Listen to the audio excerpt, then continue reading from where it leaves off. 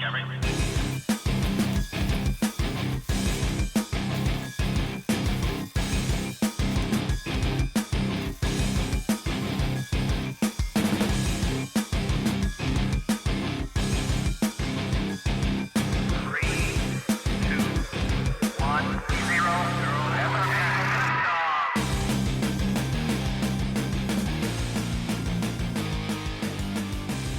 Hello and welcome to Cutting Through the Bull in the Post-Truth Apocalypse. I am your host as always, Ben, and as always, again, I am joined by Gaz. Hello. And Mike. Good day. Who's actually getting better at remembering his cue. And his name. And his name. And his name. That's important. Before we kick off the episode, I found my candidate for my personal dickhead of the week. Okay, breaking news. This is Mark Taylor. He is known as the firefighter prophet, and he is a right-wing conspiracy theorist. Firefighter prophet? Yeah, he used to be a firefighter, and now he's a prophet. Okay. Right? It's a hell of a title. It is the firefighter prophet. That sounds like a really budget. Sounds like a Hunger Games episode. And it's like an independent comic book that they printed 200 copies. Like that's that's obscure and weird. Yeah. Firefighter prophet. Yeah. Well, okay. Now he's a prophet. He does a radio show under the name of oh man, I've got to pronounce this right because it sounds like Sheila, and I think it is Sheila Zelinsky. It's his radio show. Anyway, he is warned his listeners. I don't know how many of them there are, but this is a right-wing Christian show, so I'm guessing there's probably a fair few. It might be. He warns that Freemasons and the Illuminati are using a satanic frequency to change people's DNA and oppose Trump. Tell me something I don't know. And they're using frequencies. Don't you think it's Donald Trump's inhumane and constant fuck-ups and just being an all-round bit of a hideous cunt that's turning people against him? Yeah, but he's given his own frequency out, exactly. And it's orange. And I can see it. Yeah, like you could literally get a tan from standing next to Donald Trump. But orange with a hint of fascism. That's why it didn't hurt him looking at the eclipse. He's literally pure energy. When he looks in the mirror in the morning, he's like, "This is brighter than the sun." Fucking sun. It's nothing. Fuck. So okay, where are the frequencies coming from? The Illuminati and the Freemasons. What? They're just beaming them from their eyeballs. What do they have? They have some kind of station somewhere. I imagine. Okay. But he claims he's being bombarded with emails from Christians feeling isolated from their friends and family because of their love for Trump. That's a direct quote. And their DNA is being controlled by the enemy. Now, if my opinion in this, right, is if the Illuminati are turning people against Trump, that doesn't make them the good guys in this scenario. Yeah. So haven't we got to rethink our philosophy, our standing on the Illuminati? Nah, because they're still gonna. I don't know. It depends. Because they might be loving what's happening. Because America's, well, I don't know. I don't live there, but from the media's telling me, it's quite a divided place at the moment. Pretty divided. Yeah, it does seem that way. Yeah. And so that's bound to, like, the ripples in a pond go out to families and affect. It's perfectly plausible that in a medium-sized family is going to be somebody who likes Trump, somebody who doesn't like Trump. I don't think frequencies have to be involved. They could be, because I'm going to try and prove later on, in comments, that music can influence us. Oh, absolutely. But that's more a psychological thing. That's not your DNA being changed by a frequency. This guy. Would you like to hear what drove him to this, the whole background to this? Okay. I'd love to. He watched Trump give an interview on Fox News, where else? Back in 2011. Now he sat there, he's watching the telly, watching Fox News, like any good old American patriot should. Yep. And he heard God's voice. Oh. And it said, "I have chosen this man, Donald Trump, for such a time as this, for as Benjamin Netanyahu is to be Israel, so shall this man to be the United States." Now, I'm going to display my geopolitical ignorance here and ask, what did that dude you mentioned who wasn't Trump do to Israel? He's the leader. He's the president. Fuck it up. Yeah. Oh, right, there we go. President. Did he fuck or it up? Prime Minister, whatever. Prime Minister. I'll be honest, I know that them and the Palestinians give each other a pretty tough time. And basically they're a far-right party within Israel, so it's like the Republicans of Israel, so... Well, David Icke, politics, please. David Icke tells me Well, there's no more reliable source than the Ike. The Ikester. Ikey baby. I like Ike. I prefer the Messiah. Is true. The goalkeeping Messiah. Oh, he'll blow your mind and save a penalty. Well, he tells me that Israel do a lot of very bad things. I don't understand. My understanding is basically they do pick on the little. They bomb the shit out of that little area, don't they? What, the Palestinians? Yeah, that's it. Yeah. Palestine. I know stuff. See, this is why we do a conspiracy podcast and not a freaking factual podcast. Yeah, because if this was factual, we'd be fucking screwed. Yeah, pretty much. But to be honest, there is. I think I did say this last time, but I was talking to my friend Lucas this afternoon. There is a very end times feel at the moment, just in general. And I'm not even watching much of the news. Like, the video I sent you of did you see the birds going crazy? Yeah, that was great. I love that. Now, Do you want to explain that? did they know the storm? Oh yeah, explain to the listener. It was, I think, from Houston, wasn't it? It was, yeah. Either previous to the storm or after the storm. I think it was just before. It was in January, apparently. Oh. Apparently it's a yearly migration of these birds. Oh, so they're not So they attacking weren't all people. I thought they were freaking out and going crazy because they could sense the storm was coming. No, I think It's it a was bit less end underneath. times then. Is that the tropical storm? Because it was downgraded, remember? You only had 30 inches of rain, it's not a hurricane. Oh, God. And 13 inches? Or the 30. 30. 30. Well, That's up to okay, my that's waist. quite impressive. That's excessive. That's yeah, up to my that's waist. And so I saw a picture of sharks like swimming down the freeway. Oh, God, that is nightmare fuel. Sharknado, I've seen all 5 of them. Did it catch a monkey out of a tree? It did not. Oh. It did not. But the shark must have loved it because it was like downloadable content next to maps. We didn't want it for the thing you buy on the Xbox. They're like, oh shit, yeah, DLC. I'm going to Houston, man. It's like fucking Grand Theft Auto fucking maps. A shark swimming down the highway. I hope some looter, I hope some piece of shit who's, profiteering from other people's destruction and misery. I know a lot of stuff's been destroyed, but there's still going to be stuff of value that's stealable material. I hope some looter gets fucking shark savaged. Oh, that would be so beautiful. And I hope it's on camera. I wouldn't watch it. It's a bit grim for me, but yeah, what an awesome justice that would be. I prefer it was that Joel Osteen, the Christian preacher, with the mega church. The evangelical preacher with his 16,000 capacity church. He was like, no, I can't open the church, it's flooded. And then they went there and it was like, this is pretty dry actually. Yeah. Why aren't you letting people in? Isn't that what Jesus is about? Helping people out. Oh yeah, it's all right now. I've had the Uber in. Open it up. Was that anything to do with your public shaming, or was it your Christian beliefs? Well, because they can't use the church to shelter people, it's only there as a tax shelter. Yeah. I like it. Well, fuck that guy. Yeah. Anyway, he had to open his church anyway, and his precious church, and let it's a fucking great church. the people that he's happy to take the fucking money off of, and con, and that's how how does one obtain a mega church? By obtaining fuckloads of money from gullible fucks. Right? 40 million a year He's he's bringing in through that place. Jeez. I mean, this place is huge. I mean, tax-free. It is a football stadium, massive stage in the middle. I mean, we're talking. I don't even want to estimate how big the TVs are surround, but they are like festival grade screens. Jeez, a mega church. Can you imagine? That's so American, isn't it? Oh yeah, because you couldn't just have a church. It's a mega church. There would be. You could build one that big in the middle of England. Never fill it. No. Never fill it. No. Maybe half capacity for a really special event if you got Cliff Richard to sing the Bible hits. Wouldn't that be a mega pedo in a mega church? Allegedly a mega pedo. He's one of the ones they let off. Operation New Tree, did you hear that?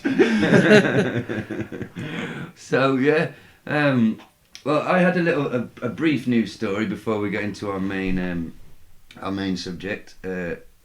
I probably should have found it before I started talking about it, but it will only take me a second because of my. I'm rambling. Help me. Because of your uncanny professionalism. Yeah, because of my bookmarks. I've got a science story for you, Mike. Hit me with it.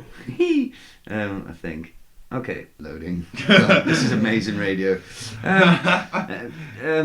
There's a definite air of professionalism. Oh, come on. It's essentially if I can remember now, this will be fun. That some people have been researching the origins. Oh, here we go. Thank God. Human DNA. You might have to do some editing there, Ben. Mike, okay. It'll be fun. Human DNA. Don't worry, this was ever seamless. Human DNA was designed by aliens. Scientists have researched. Completely plausible. And this is from the website realitybeyondmatter.com. I have absolutely no way to verify their goodness. Well, they sound Wow, completely that's good English. reputable. Yeah, it sounds like a sciencey thing. Human DNA was designed by aliens. Scientists who spent 13 years working on human genome have sensationally claimed. A pair of scientists from Kazakhstan. Oh, well, we know what they brought to the table in the last few years. They got the Russians into space. Most of the stuff was launched from Kazakhstan. This is quite cool. Designed by a higher power, alien civilization that either wanted to preserve a message in our DNA or simply plant life on other planets.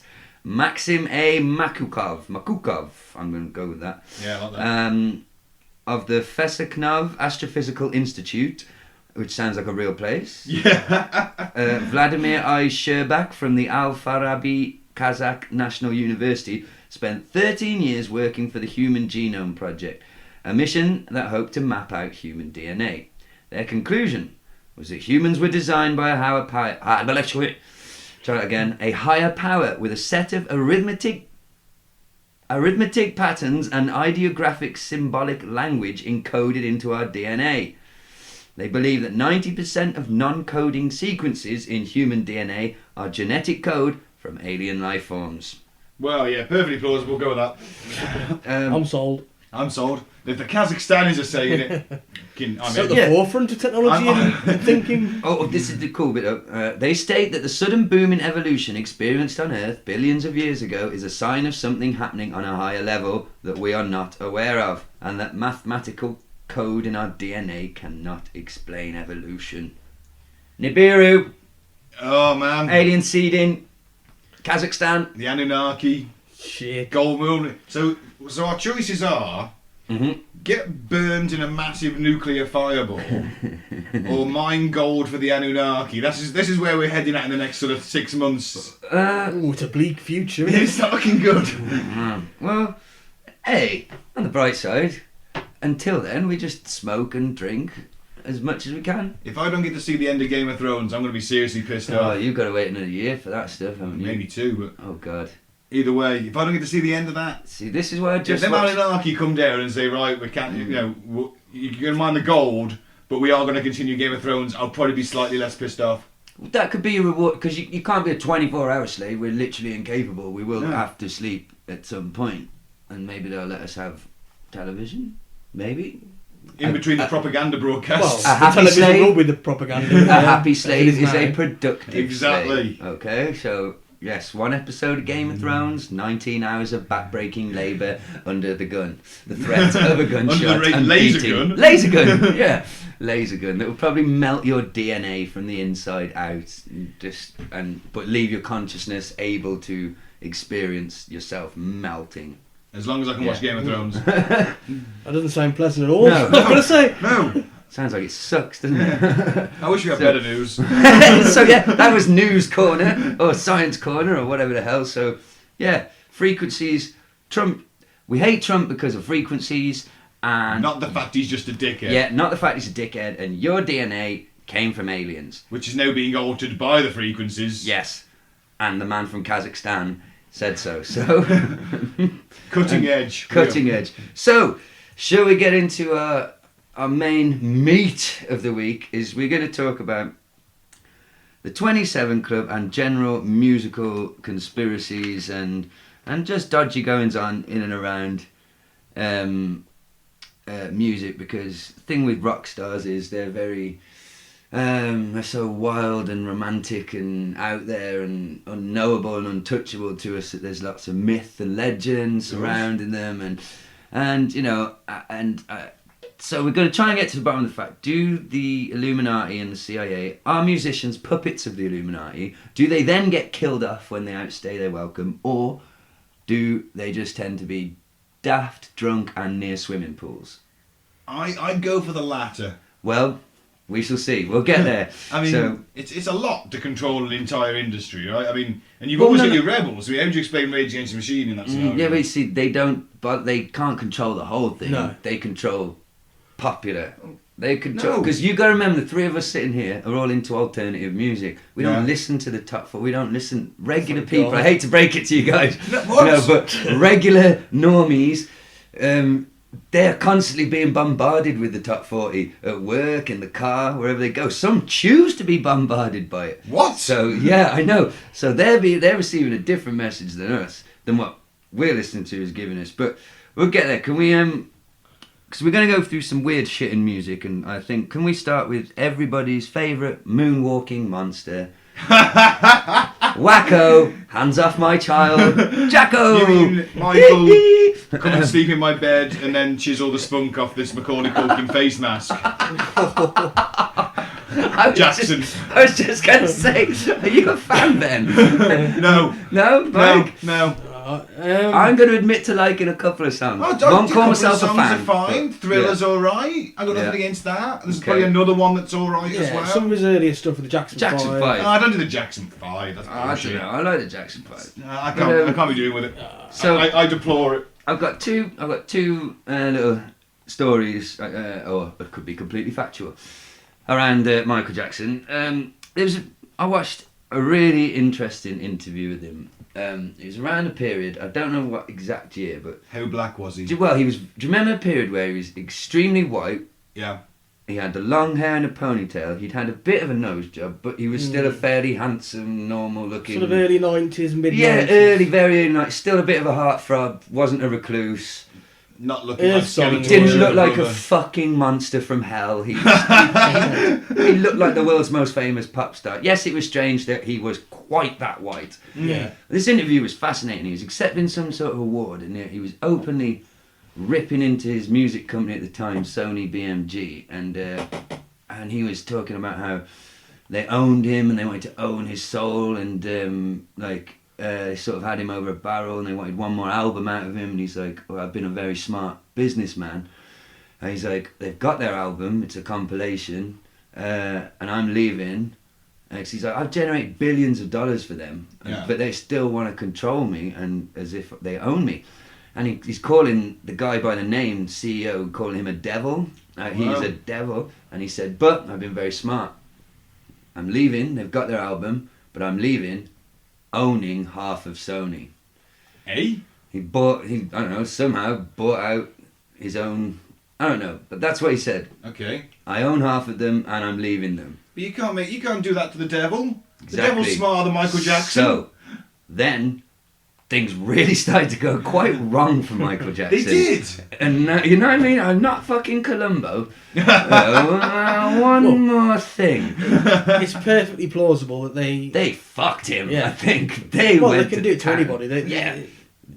They are extremely powerful. Yeah.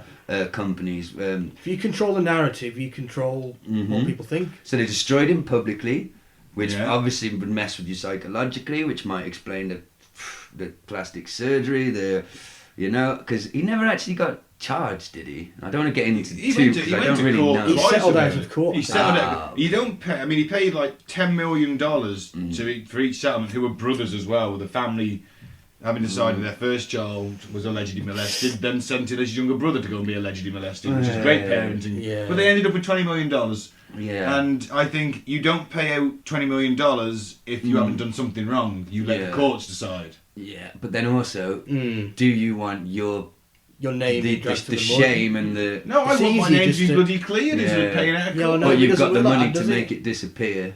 They've got control of the media, and they're saying, oh, Yeah, but juries are sequestered during trials. They don't have media access. it's Michael Jackson, who in the friggin' United States doesn't know who he is. Yeah, they don't know who he is. They're not supposed to look at the media regarding the trial. It's in case it influences. Yeah, but it's a bit of a sham, isn't it? Because it's impossible. You're in that bubble. Look, in the bubble, he had a chimp, Oh, he Blowing blowing bubbles. bubbles. and he probably did blow bubbles. He definitely blew bubbles. Look, Poor Bubble. Bubbles had a fucking ace life. Do you know what I mean? He was Compared to so roast chip, harassed. he had a leather jacket. he was probably skating around on roller skates, smoking cigarettes, wearing a little fez hat, drinking Pepsi. I He had a bet great life. I bet he's fucked more beautiful, like top class hookers than I ever will. Or Michael Jackson And you ever know- has. Yeah. You know he's a wino smackhead now. He's not. What happened to Bubbles? He's on the streets, He's on penniless. He's on Hand celebrity. jobs for crack. He's gonna die like Oscar Wilde, penniless on the streets. He's in Celebrity Big Brother next year. What are you on about? Oh, Bubbles. I'd love to see Bubbles. Actually, every time I'd watch Celebrity Big Brother, he'd just chimp flinging shit at Joey Essex. And tearing his face off. That's what I want to see.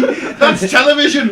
Give me that. And then when he stands there holding Joey Essex's ripped off face melting from his paw, he goes, hee hee, and does a perfect moonwalk. On That's roller skates. Entertainment. Sold. Book it. So, Channel 5 will snap it up. Okay. Channel 5. So hang on. So Sony is basically that law firm in the film The Devil's Advocate. Okay. And Michael Jackson is the Keanu Reeves style character here. He's being just fucked from every level. And I believe there's some plausibility to that one. And also, a second Michael Jackson conspiracy, and I think a lot of this actually happens, is that he died in June 2009. And the weekend he died, I was at Glastonbury. So I can remember exactly where I was. That's So handy. that weekend he died was the Iranian Revolution was happening. Okay. And a lot of people believe that his death was a well-orchestrated attempt to divert our attention in the West away from what was happening in Iran. Because the reason I brought up Glastonbury was because I was there. It was Glastonbury, but as soon as word started to spread, it fucking overtook the festival. Everyone was talking about it. Everybody. Bands were covering songs. Shit, do we know any Michael Jackson songs? But nobody was talking about Iran, right? So like, maybe this one wasn't a case of that, but I definitely believe. Now, and if I was a real journalist, I would have researched this because I wanted to look into like celebrity scandals, the big ones, and then what else was happening that week. Because it always seems to be some sort of bombing campaign, doesn't there? When we're all worried about somebody slept with somebody and did this, somebody called somebody a pleb. It's a tool they use, distraction, man. It's been proven. And it would have been very easy to kill Michael Jackson because he had a Dr. Feelgood who was pumping him full of shit anyway, a bit like Hitler had as well. He was fucked. He was fucked. For a genuine second there, I thought his name was Dr. Feelgood. Oh no, sorry. Sorry. That's where the name His name comes was Dr. from. Feelgood? No, wait, no, that's not right. No, I'm Dr. Feelgood. Moving on from the casual racist accent. Something doesn't seem right here. That's what they call me. Would have been worse if it was Dr. Strangelove, actually. So Dr. it would be, Hook. but how easy would it have been to because you wouldn't even have to buy him off the doctor if you're the Iranian government or the American, whoever was trying to cause a distraction. You just threaten his family. You'd fucking, Yeah. you're gonna fucking one of them injections you give him next week is gonna be a little bit too much, isn't it? Or I'll blow your daughter's fucking face off with a machine gun. So then he kills Wacko. We're all talking about it, and this thing that I don't even know about and couldn't be asked to research happened in Iran. Yeah. So Well, there you was go. it the whole Arab Spring? It wasn't just Iran, was it? Was it the whole Arab Spring around that time? Kind of time? That was Tunisia, Algeria, Libya. Libya. Was it Libya? It was all going off. There was definitely a Libya, bit of- because they had Gaddafi, didn't they? Yeah, but they all Egypt. kicked off and then we helped. Only Oh, Egypt. Did you know I've never brought myself to watch it? I couldn't, but there is footage out there. They shoved a bayonet up Gaddafi's Yeah, they asshole. sodomised him with a knife. Yeah, you can see it as well if you want to. No, I'd rather not. No. Who posts that on the internet? Who, for a start, Libyans. who thinks of that? Secondly, who says, oh, you know what? Hey, you've got a 70-year-old bloke here, I know, let's sodomise him with a knife. He- And I know, hey, I just got a new fucking iPhone. 1.2 megapixel camera on this baby. 4G, I can upload it straight. Facebook Live. Straight to YouTube. Oh, fuck's sake, who's doing that shit, man? There was a dude Facebook Live himself, just GTA style, just walked up to an old man and shot him in the head in the street. I did see that one by mistake. I have seen the famous you- Faces of Death. I watched that years ago as a Yeah, youth, and yeah, I me was too. upset by it, man. Very disturbing, isn't it? Yeah. like suicides and murders and shootings. Famous one is that American senator blowing his head off on live TV. Yeah. And just all of a sudden Seen he that starts one. rambling a little bit, and then he pulls out a gun and shoots himself in the mouth. You're like, whoa, Yeah. whoa. Yeah. Yeah, there's a lot. that's the society we live in, folks. Yay! And it's all going to get worse because of the frequencies. The frequencies. So, yeah, should we take it in turns? Do you guys want to give me... Because I got a few to get through here. Well, I like. I've got sort of mythology of rock and roll mainly. Okie doke. We won't do the 27 Club yet. Yeah, we'll we'll get hang there. on to that. We'll put it in my pocket. and We'll hang on build to it. up to that. I'm going to start with Robert Johnson, legendary blues guitarist. Oh. Yeah, good place to start, I think. Yeah, and bit of Satanism creeping in again. Mhm. Hail Satan, after all. He's Yeah. our go-to guy on this show. He does the editing. Through Mike. He's a thoroughly nice chap. Yes. So, legend says he obtained his creative and technical genius from the devil himself at a crossroads near the legendary Dockery Plantation. He also died mysteriously at 27. I like the way he died, though. Wasn't he flirting with some bar owner's wife? Well, it's mysterious, Yeah. but possibly poisoned by a jealous husband. But if you're Robert Johnson, you're the best blues player in the fucking world. Dude, I know exactly Then why how it aren't you flirting happened. with bar staff? Yeah, Exactly. Every bird wants to get your Goddamn. Johnson, doesn't it? Goddamn black man flirting with my wife. I suppose Killed him. I suppose that's another thing. 38, Killed him. 1938. Exactly, it was 9:38 out in the south, in the Yeah. backwaters. It was some racist fucking asshole husband. What a way! Didn't it take him 2 days to kill him as well? But that could be because the power of Satan that surged through his musical veins. But yeah, but do you know where this myth came? Is this just something he started telling people? Well, the song Crossroad okay. is where it comes from. And in the song, the lyrics are he falls to his knees and asks the Lord for mercy in the place where he made his Faustian pact. Right. Oh, so he's trying to get out of it. He's trying to now. get out of it. And I've heard a similar thing with, I listened to a podcast. I didn't take notes because I couldn't be asked to listen to the podcast again because it was a full hour. I didn't have time. Hey, but it was we're we're professionals. But I remember enough of it. And it was John Lennon apparently had a similar a Faustian pact. They're meant to be 40-year pacts. And Lennon was coming to the end of the 40 years. And he made a lot of references in his songs to wanting to get out of something, wanting to get out of a deal. And there was little just obscure think he lines. wanted to Some get- dude wrote a book on it. Dude, So- I think he wanted to get out of the fucking south, and that's why he went to get out. I'm like, Yeah, Tuesday. What's the lyric? Is it Tuesday, bloody Tuesday, something like that?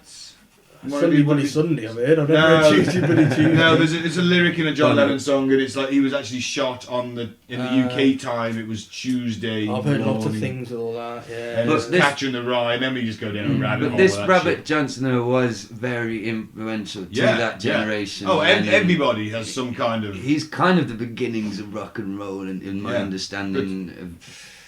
Well, the lineage, sort of blues, rock and roll. You go from blues, you go. I mean, did people in like the medieval times sort of sell their soul to be able to play the lute better? I wish they hang on, would. though. Could a lute player though? That's the thing. Could a lute player gain a crowd of If it's thousands the of King's like Court. do do do? He's the No, King's I don't know. Hey, noddy, no green sleeves. Green. How does green You're sleeves go? there, finger picking green sleeves in front of King Henry VIII, and you made it.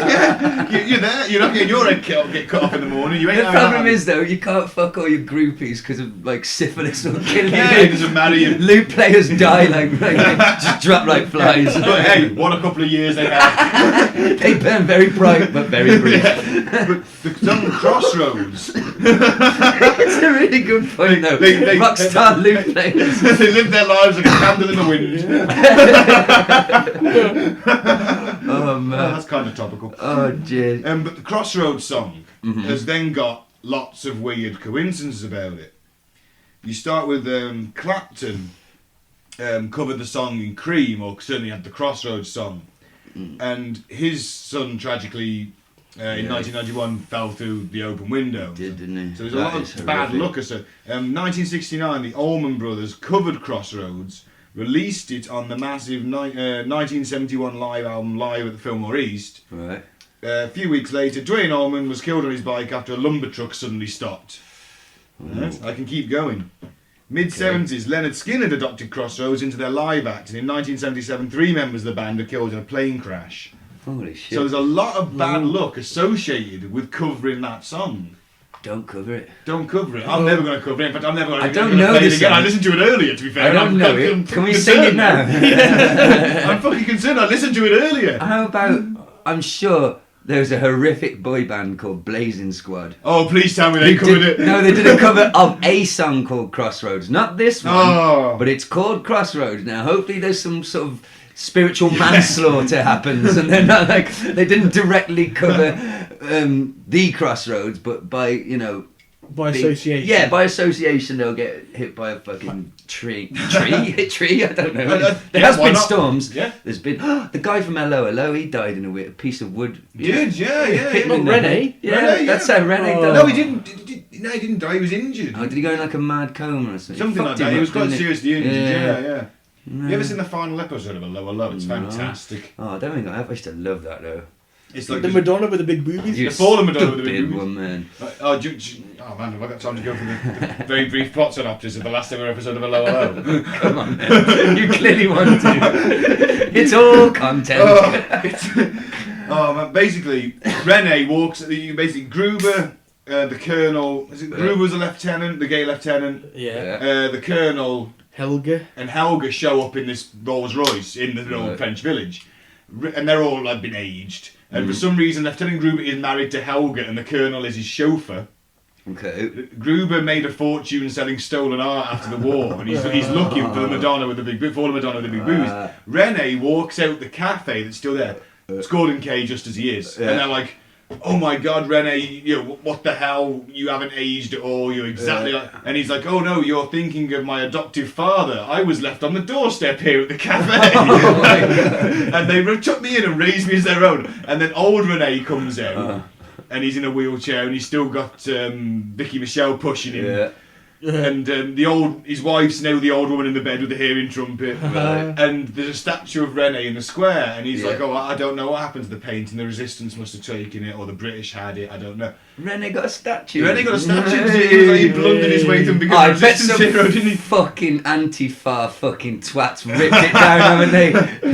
Bastards. No, because he's good. He's fought Nazis. Oh, they just hate Was statues. the English policeman there? No, French he wasn't. policeman? No, Was he French or no, he's English? English. He was undercover. morning. He was an undercover operative, which is why he's. His accent was His so accent, great. and they got him to say. They got away with him They saying "cunt" in one They episode. did.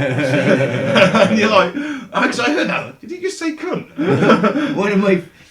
Remember the Fresh Prince of Bel-Air? Yeah.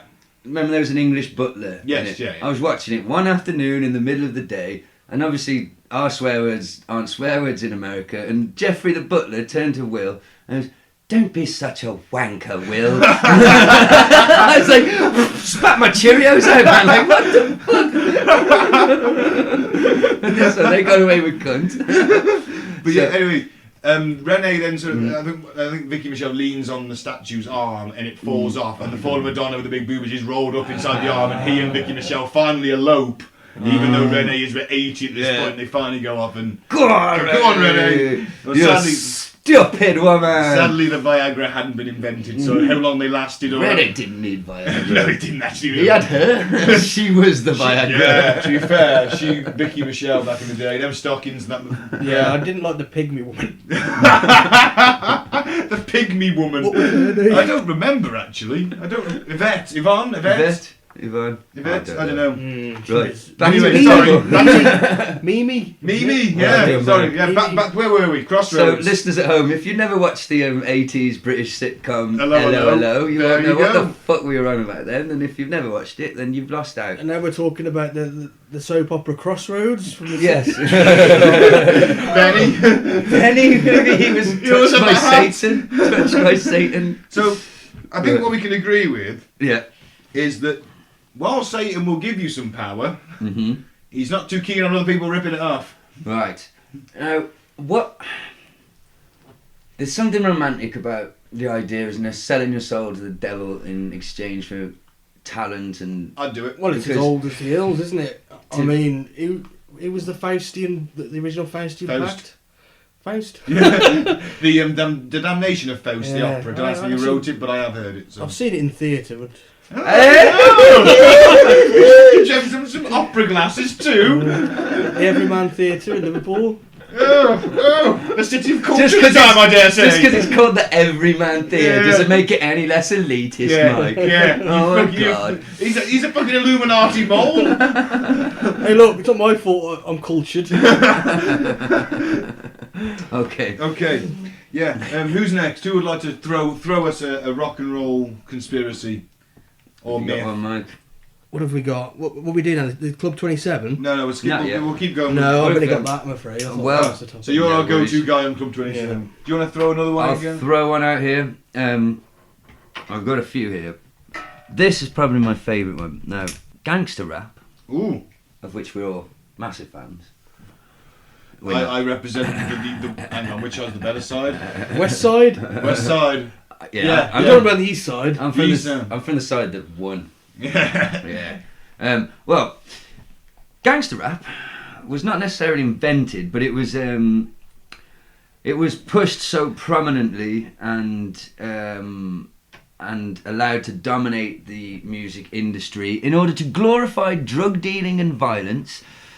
In a plan to inspire people in ghettos and poor areas to want that kind of life, Of course. to want the kind of drugs, crime, and rising to the top of your hood. Yeah, but it never used to be like that. But this is in order to provide a constant supply of criminals to fill privately owned prisons, which the owners of which.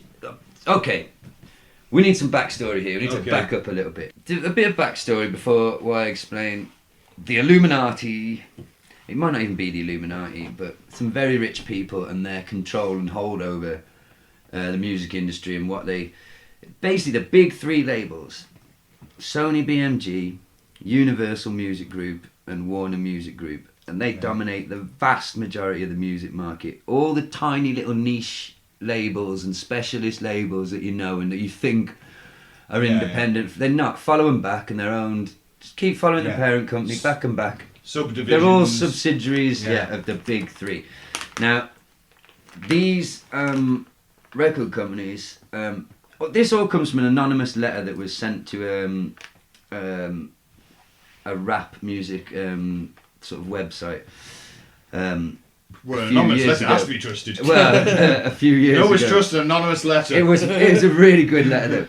That basically some people in these record companies were silent partners in some of these big private prisons that are being built, and they definitely had a vested interest in filling these prisons because you get subsidised by the government for how many prisoners you have and stuff more like money that. per head, feed them, clothe them, Yeah. and the more profit you can skimp out. I mean, Yeah. a profit motive on prisons is... It's ridiculous. Oh, it's horrific. And it's modern slave labour. Yeah. Isn't it? Now, the thing is, the rap music was on the rise, but there was. I'm no expert on rap music, No, but before this gangster rap sort of explosion, there was quite intellectual and political. Grandmaster Flash and Yeah, it was Sugar quite Hill and Gang. fun. safe and harmless and almost fluffy in a way. Well, it wasn't safe and harmless, but Not from NWO. There was it had Is that where that purpose. started? Is it Public just Enemy, Does gangster yeah. rap start with the likes of NWO, Public Enemies? I don't no, know. you're going back to Grandmaster Flash in the 70s. Oh right, okay. So it's So it's in the safe. 90s though. It's Yeah. is it family safe? That no, kind of thing, or? no, he sang about resisting cocaine and things like this. And, Oh, so he's still giving it a positive message. yeah, it's a positive. It was message. fairly aspirational music in some ways of getting out of the ghetto and things like that. And from again, So, no you just think expert, about educating yourself, Yeah, get out there, get bettering yourself. But then in the 90s, not this fucking pick up a gun and join it. You know. this gangster rap thing where it just glorifies that life and most of these artists, well, not all of them, but a lot of them never lived that life anyway. It's No, all it's kind true, of actually, yeah. record company creation. It's a bit like metal bands singing about Satan and things who aren't Satanist at all. They're just, it's part of the culture of the music of what you do. It's part of, just like Eddie on the cover, it's part of it. Well, the Maiden, to be fair, never pushed the Satanism. They may have done Number of the Beast, Yeah. but they never really pushed the whole No, Satanism. they've never really They had were that. encouraged to, but they were like, no, Yeah. we've got the music, doesn't matter. I have, sorry it's a tangent, but I have a nice Iron Maiden story from, on Saturday night I went to visit an old friend I haven't seen for 10 years, Wow. And she just recently had a baby. It's 4 months old. And she did that thing that people with new babies love to do to people like me who haven't got children, is dump the baby on you at some point in the evening. Hold the baby. Hold this. And you're like, ah. Yeah. Hold the baby. No, so I'm holding a baby. Dinosaurs. And she goes to make the bottle, and it was horrible. I was looking at the baby's face, and I literally saw the emotion go from okay to quite scared. Saw tears literally form from nothing, then roll down her cheeks, and I was like, I'm causing the pain of this small human. I'm like, what do I do to my friend? And she was like, rock her gently or something, or sing to her, and I was like, oh God. And now this might be somewhat Freudian, but the first song that came to my head was Run to the Hills, and I sang it soft. I didn't full on Bruce Dickinson it, I gently crooned it, and it worked, and my friend came in, she's like, oh, you're a natural, that was really good. So, Iron Maiden works for babies, is what I'm saying. But bring your torch to the slaughter. no, don't do that. No, that's an abomination. It's not the best, is it? I gotta hate number one. But they hate that song too. It was number one though. That's a weird thing. It's only UK number one. It was made for a film, wasn't it? It's one of them things where I hate. You mention Iron Maiden to someone who has no idea of Iron Maiden, and they go, "Oh, bring your daughter to the slaughter," and you're like, "No, fuck off." It's like I'm a massive Johnny Cash fan. Oh, Ring of Fire. No, fuck off. That doesn't represent Johnny Cash at all. It represents one single that he made one time. But I digress. So this idea that they're using gangster rap, they're choosing what to promote. Now, this is where I think the Illuminati comes in. Right.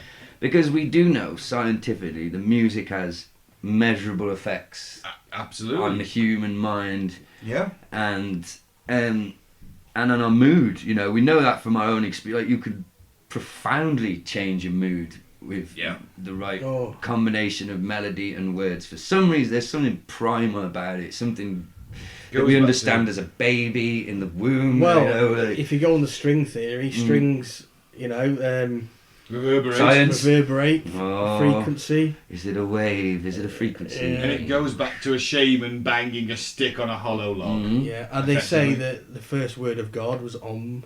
And literally, I have been on enough drugs at a festival where I literally did dance to a man hitting something. Everything else was closed. There was no music left, and a man was making a beat on some sort of drum, like not a musical instrument drum, like a drum that had water in it or something at one time. Yeah, I remember that. A water butt. Yeah, something like that. He was hitting it, and I was like, "Yeah, man, woo!" Right. Did you? I do feel sorry for deaf people.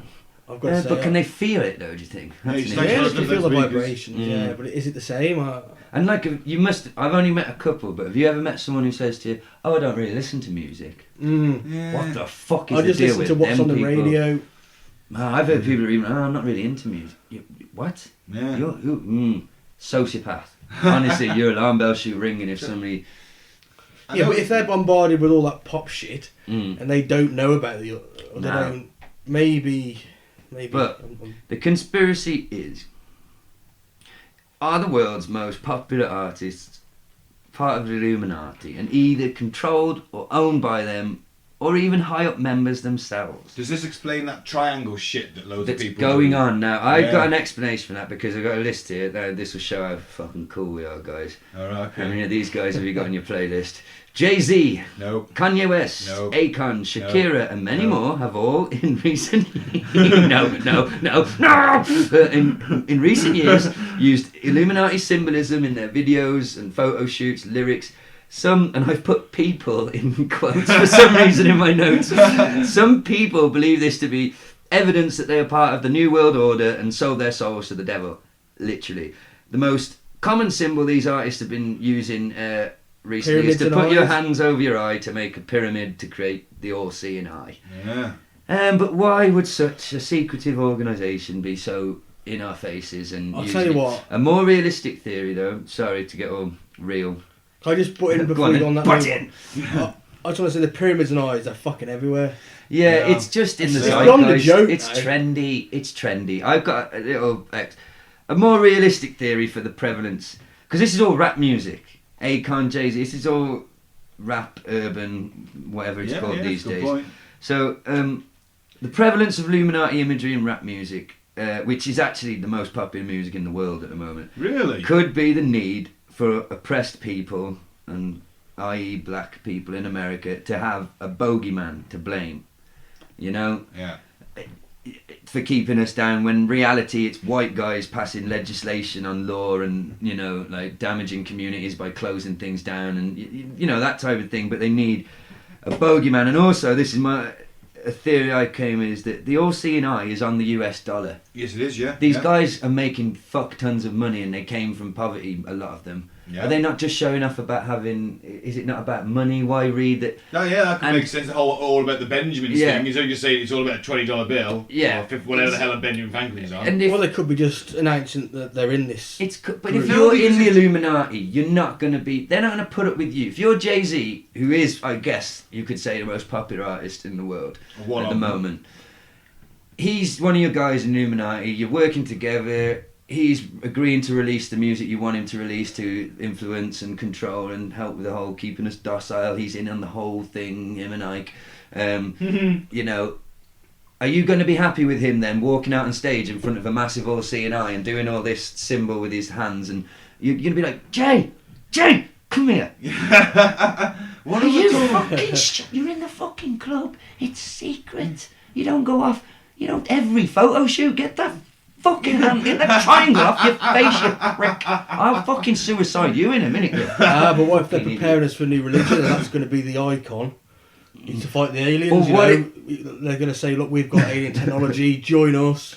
But Well, no, I'm in it for that. There's a festival called Tomorrowland, is it? I've heard of that. Yeah. It's not Tomorrow's World, that's No, that's, I used to like that. So did I, so I first fell in love with Carol Warden. Philippa Forrester for me. Carol, Oh. fucking boredom. Oh, bear with age, like a fine one. Oh, You listen to this, man. Carol. Holy moly, if you're listening, Carol. Oh, there's three of us, we'll make you airtight. Sorry, Carol. And to everyone listening, I'm sorry to our female listeners. I have got toxic masculinity. I'm a male pig. I'm going to go and stand in the corner and castrate myself and carve snowflake into my forehead with a knife. Well, she's a gilf. I mean, come on. Yeah. Is she a granny I was just now? trying to appease the internet. That's what these liberals want you to do these days. That's what liberals want. No, you got Schrodinger's liberal. What, wanking over No, gilfs? if I say something mad about Carol Vorderman, then I'm on it's track. It's not enough to apologise. It's not enough to You're apologise. the only guy that actually clicks on the ads next to porn hot sexy grandmas in your area. Don't you, man? It boggles my mind. Those adverts exist.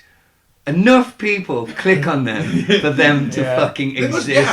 Yeah. I literally saw one the other day because it's using it's using your location data as well. Yeah. An advert literally said it was a picture of a ridiculously hot blonde girl, and it was something along the lines of Sturchley's richest millionaire shares her secrets. Indeed, they tried and make it local. I'm willing to guarantee there's not one fucking millionaire in Sturchley, let alone the richest millionaire. Oh, And if you are a millionaire in Sturgely, Hit then me up. please get in contact with us and give me your I don't bank know, it's details quite- and where yeah. you live. yeah. It's quite nice downstairs. I don't think there's millionaires though. You wouldn't live in Sturgely if you're a millionaire. I don't think people don't know where Sturgely is. Google Earth that shit. Google Earth it, and if you are a millionaire in Sturgely or Telford, Give us your address. give us some money, and we Oh, the could, one in Prisley, aren't they? we could have a microphone each if you give us some money. We could go well posh.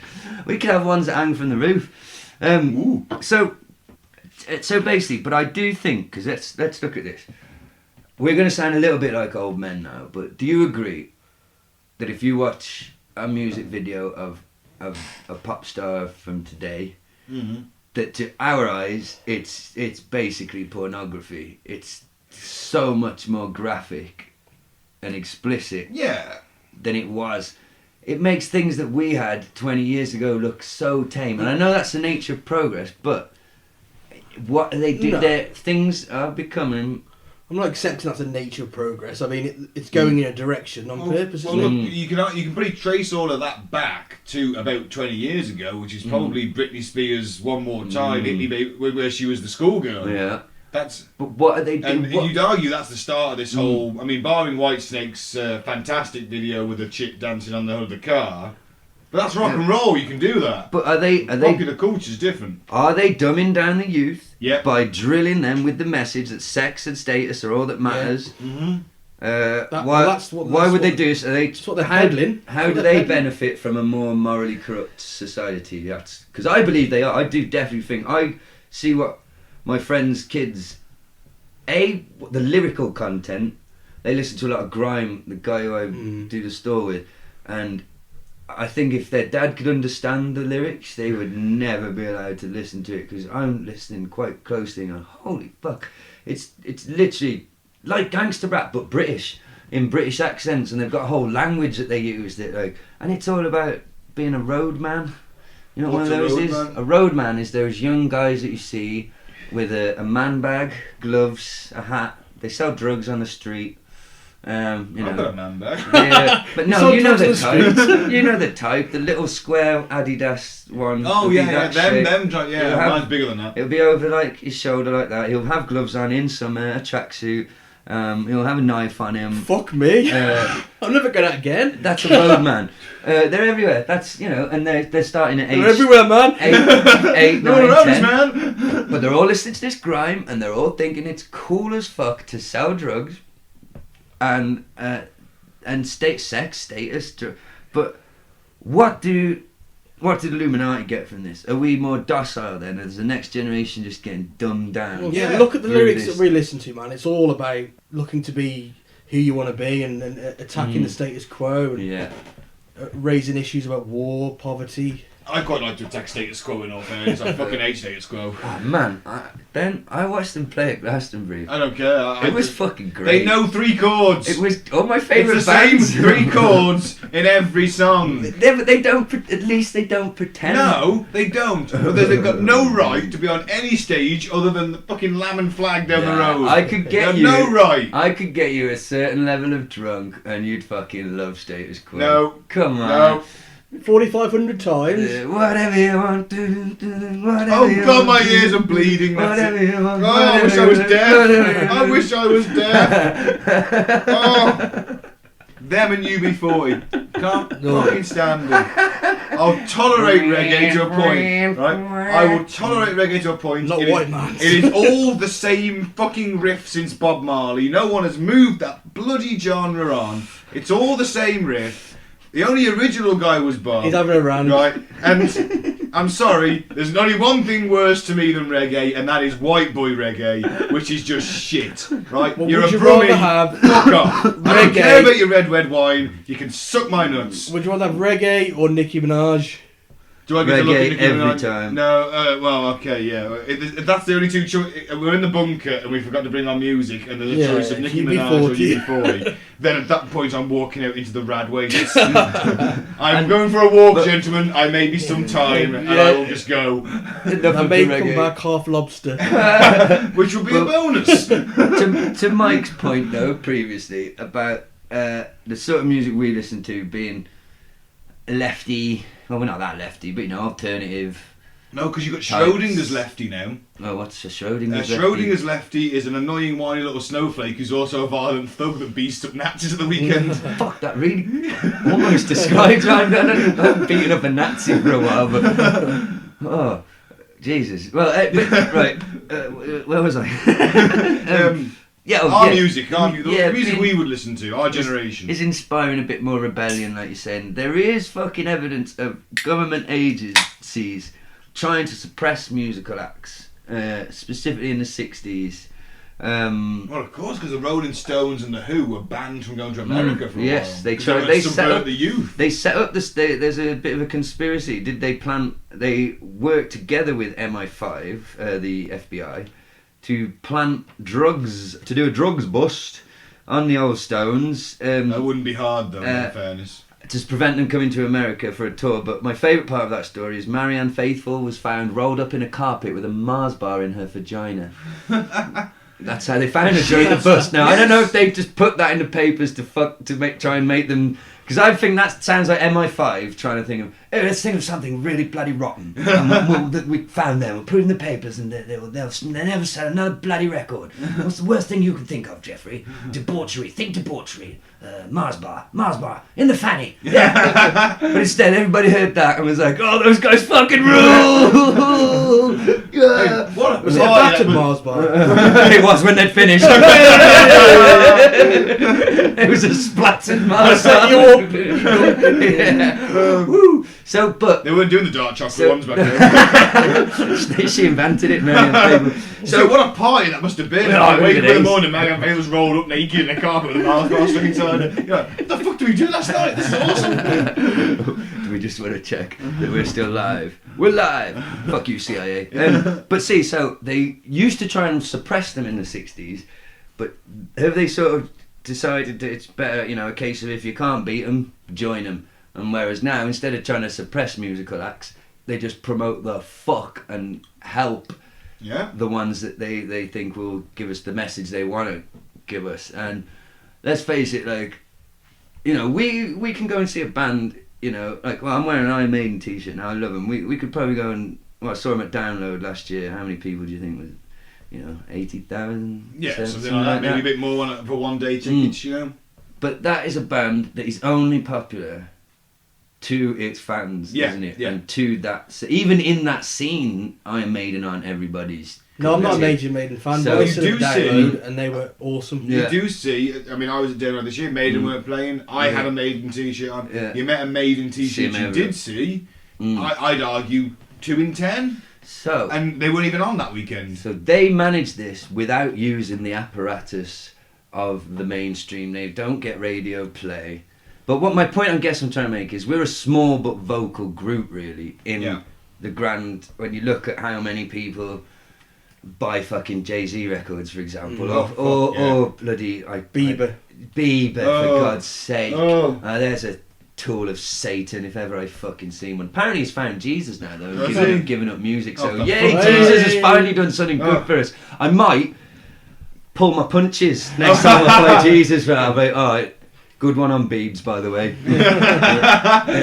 Have a little shake in the gloves. Yeah, when we're in the clinch, I'll be like, hey, Jesus, by the way, good one. dig to the ribs. Yeah, because like you guys pointed out to me, I did realise the flaw in my plan. Because he comes back every 3 days. This fight is going to be for the rest of my life. At some point, he's just going to run behind and shank you. Yeah, he's going to get really fed up. He's going to be like, fuck this turning the other cheek shit. He was known for shanking. What a shanker. But, so yeah, I think are we sort of Roman prisons? I think we're on the same Shank page. will be shanked. Yeah, I agree. I mean, there's certainly a possibility. I mean, all right. Profits of Rage. I saw them at Download this year, and they were very political because you've got 3 of the members of Rage Against the Machine. You got a guy from Public Enemy. You got a guy from Cypress Hill. They're quite outspoken bands. I mean, Tom Morello, the guitarist, is flipping his guitar around now and then, to which he cunningly attached a sign saying "fuck Trump." They preached the election that just happened in the country, and they said, "Look, you nearly had a revolution in this country. You nearly got Corbyn. You need to go and do this. You need to keep at it, and you need to get these people out." And they were quite vocal on that.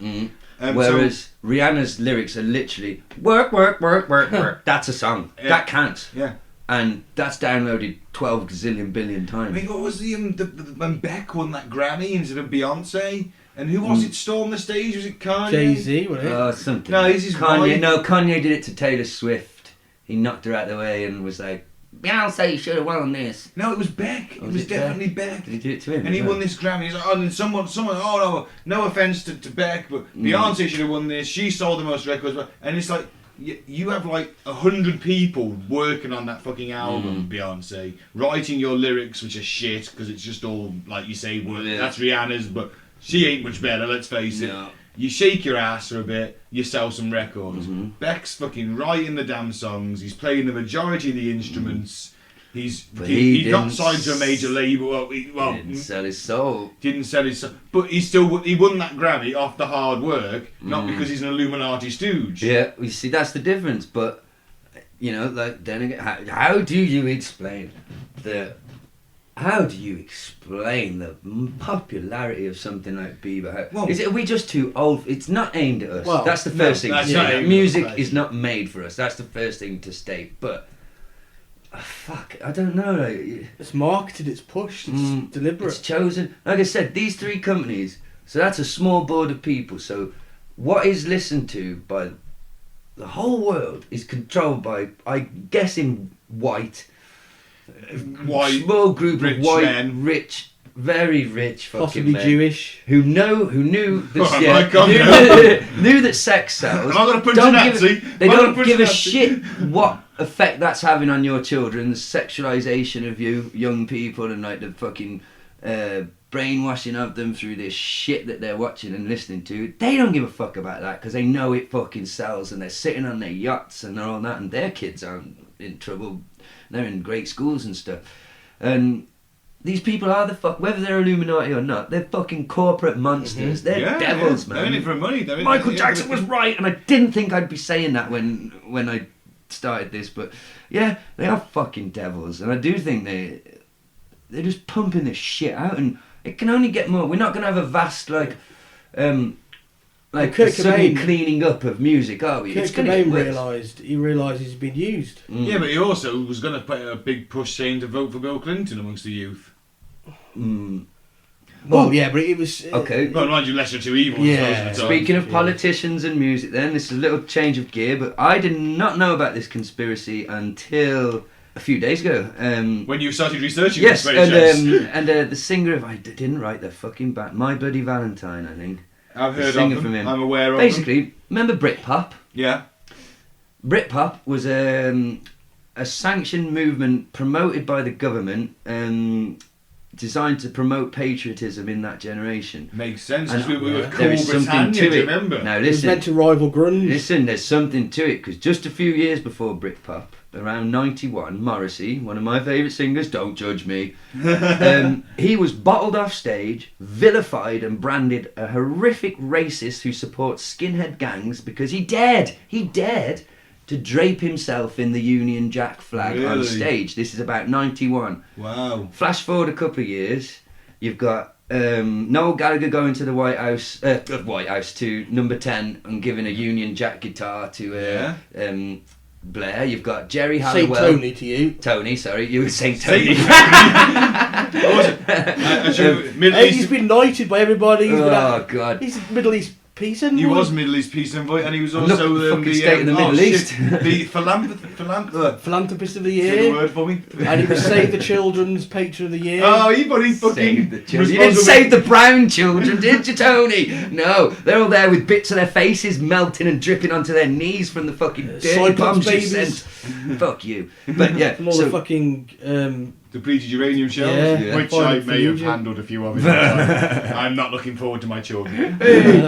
okay, so back to Britpop. But yeah, we were cool Britannia. Yes. It was Jerry all- Halliwell, the dress. Oh my god. It wasn't racist anymore, was it? Oh, Jerry Halliwell in the dress. Why wasn't that flag racist anymore, though? What happened?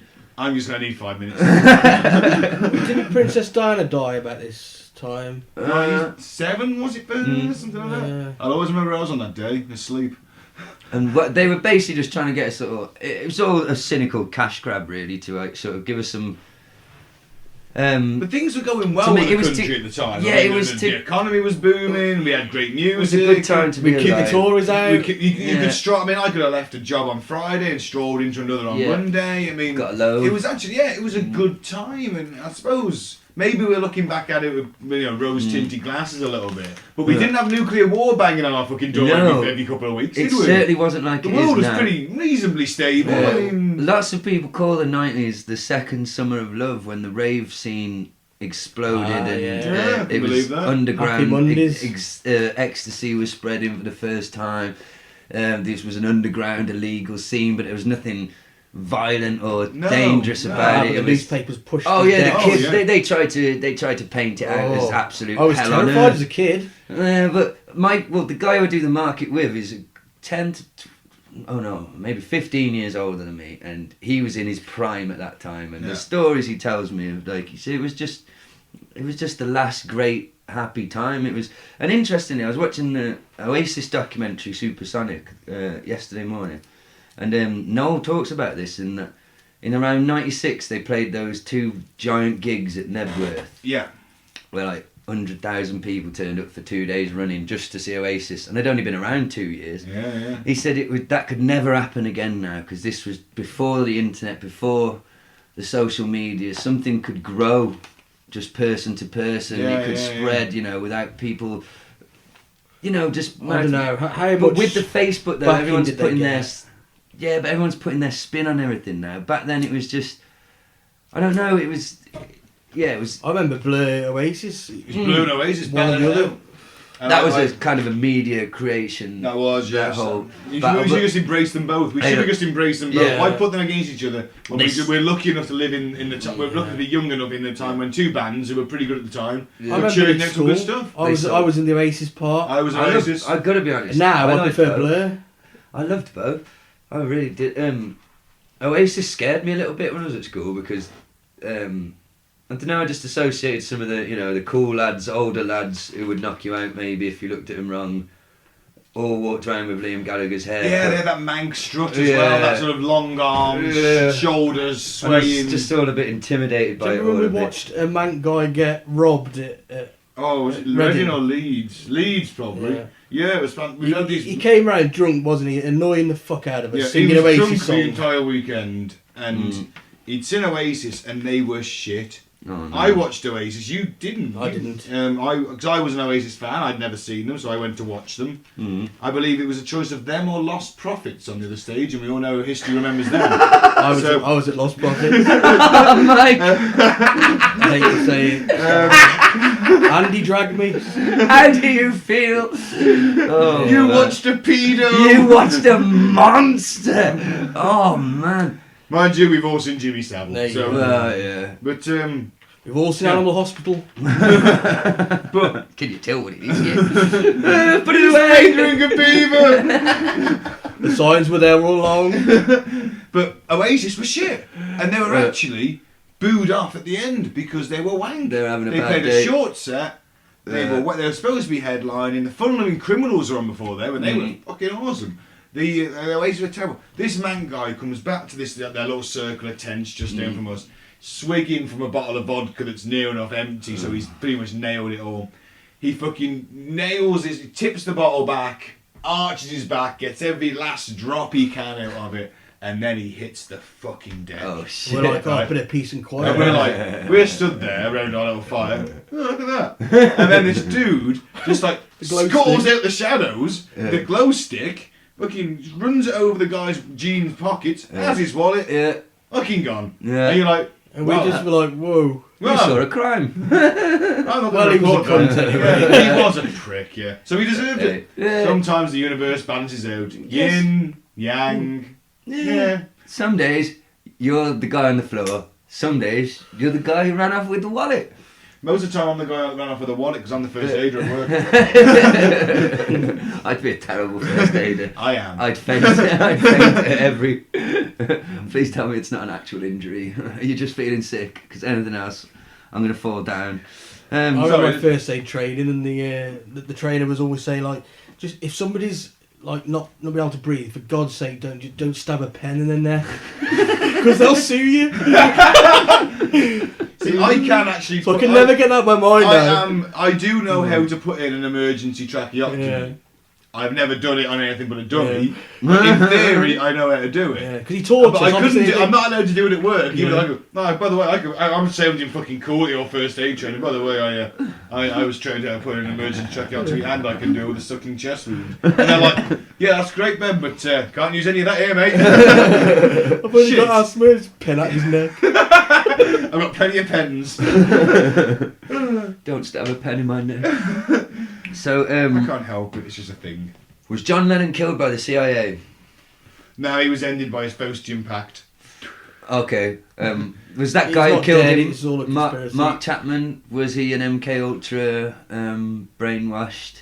He had the Catcher in the Rye on him, didn't he? What was it with this Catcher in the Rye? I read the book. Is it? I sought it out. Killed pop stars. I sought out that book at college in the new college library. Were you planning on killing a musician? No, because I'd heard about it I'd seen the film Conspiracy Theory. I think it's literally called that, starring Mel Gibson. Mel Gibson, yeah. Yeah, where he's, it's about that taxi MK driver. Ultra thing, yeah. And he has that copy of the book that they made him read, so I was like, God, there must be something to it. And I tracked it down in the library, and I read it, and it's basically the story of just like a young rebel just rebelling, going and getting a prostitute and rebelling. It's quite cool. I don't see that it has anything to do with being a government operative. I don't know where that thing comes from. But you've got to have trigger words. You're on that old LSD, you've been brainwashed with LSD. It's like, trigger words. It's like Captain America 3, Civil War, the Rush, the Winter Soldiers, freight train, boxcar, 17, hammer and sickle, I don't know. This is where it ties into sort of Satanism, because that's how when they have like paedophilic sex with kids. Not Satanism. Right. Not Satanism. That's how they break them, doesn't it? That's what I've heard. That's what Ike says, and so Ike's far too well informed on this for me.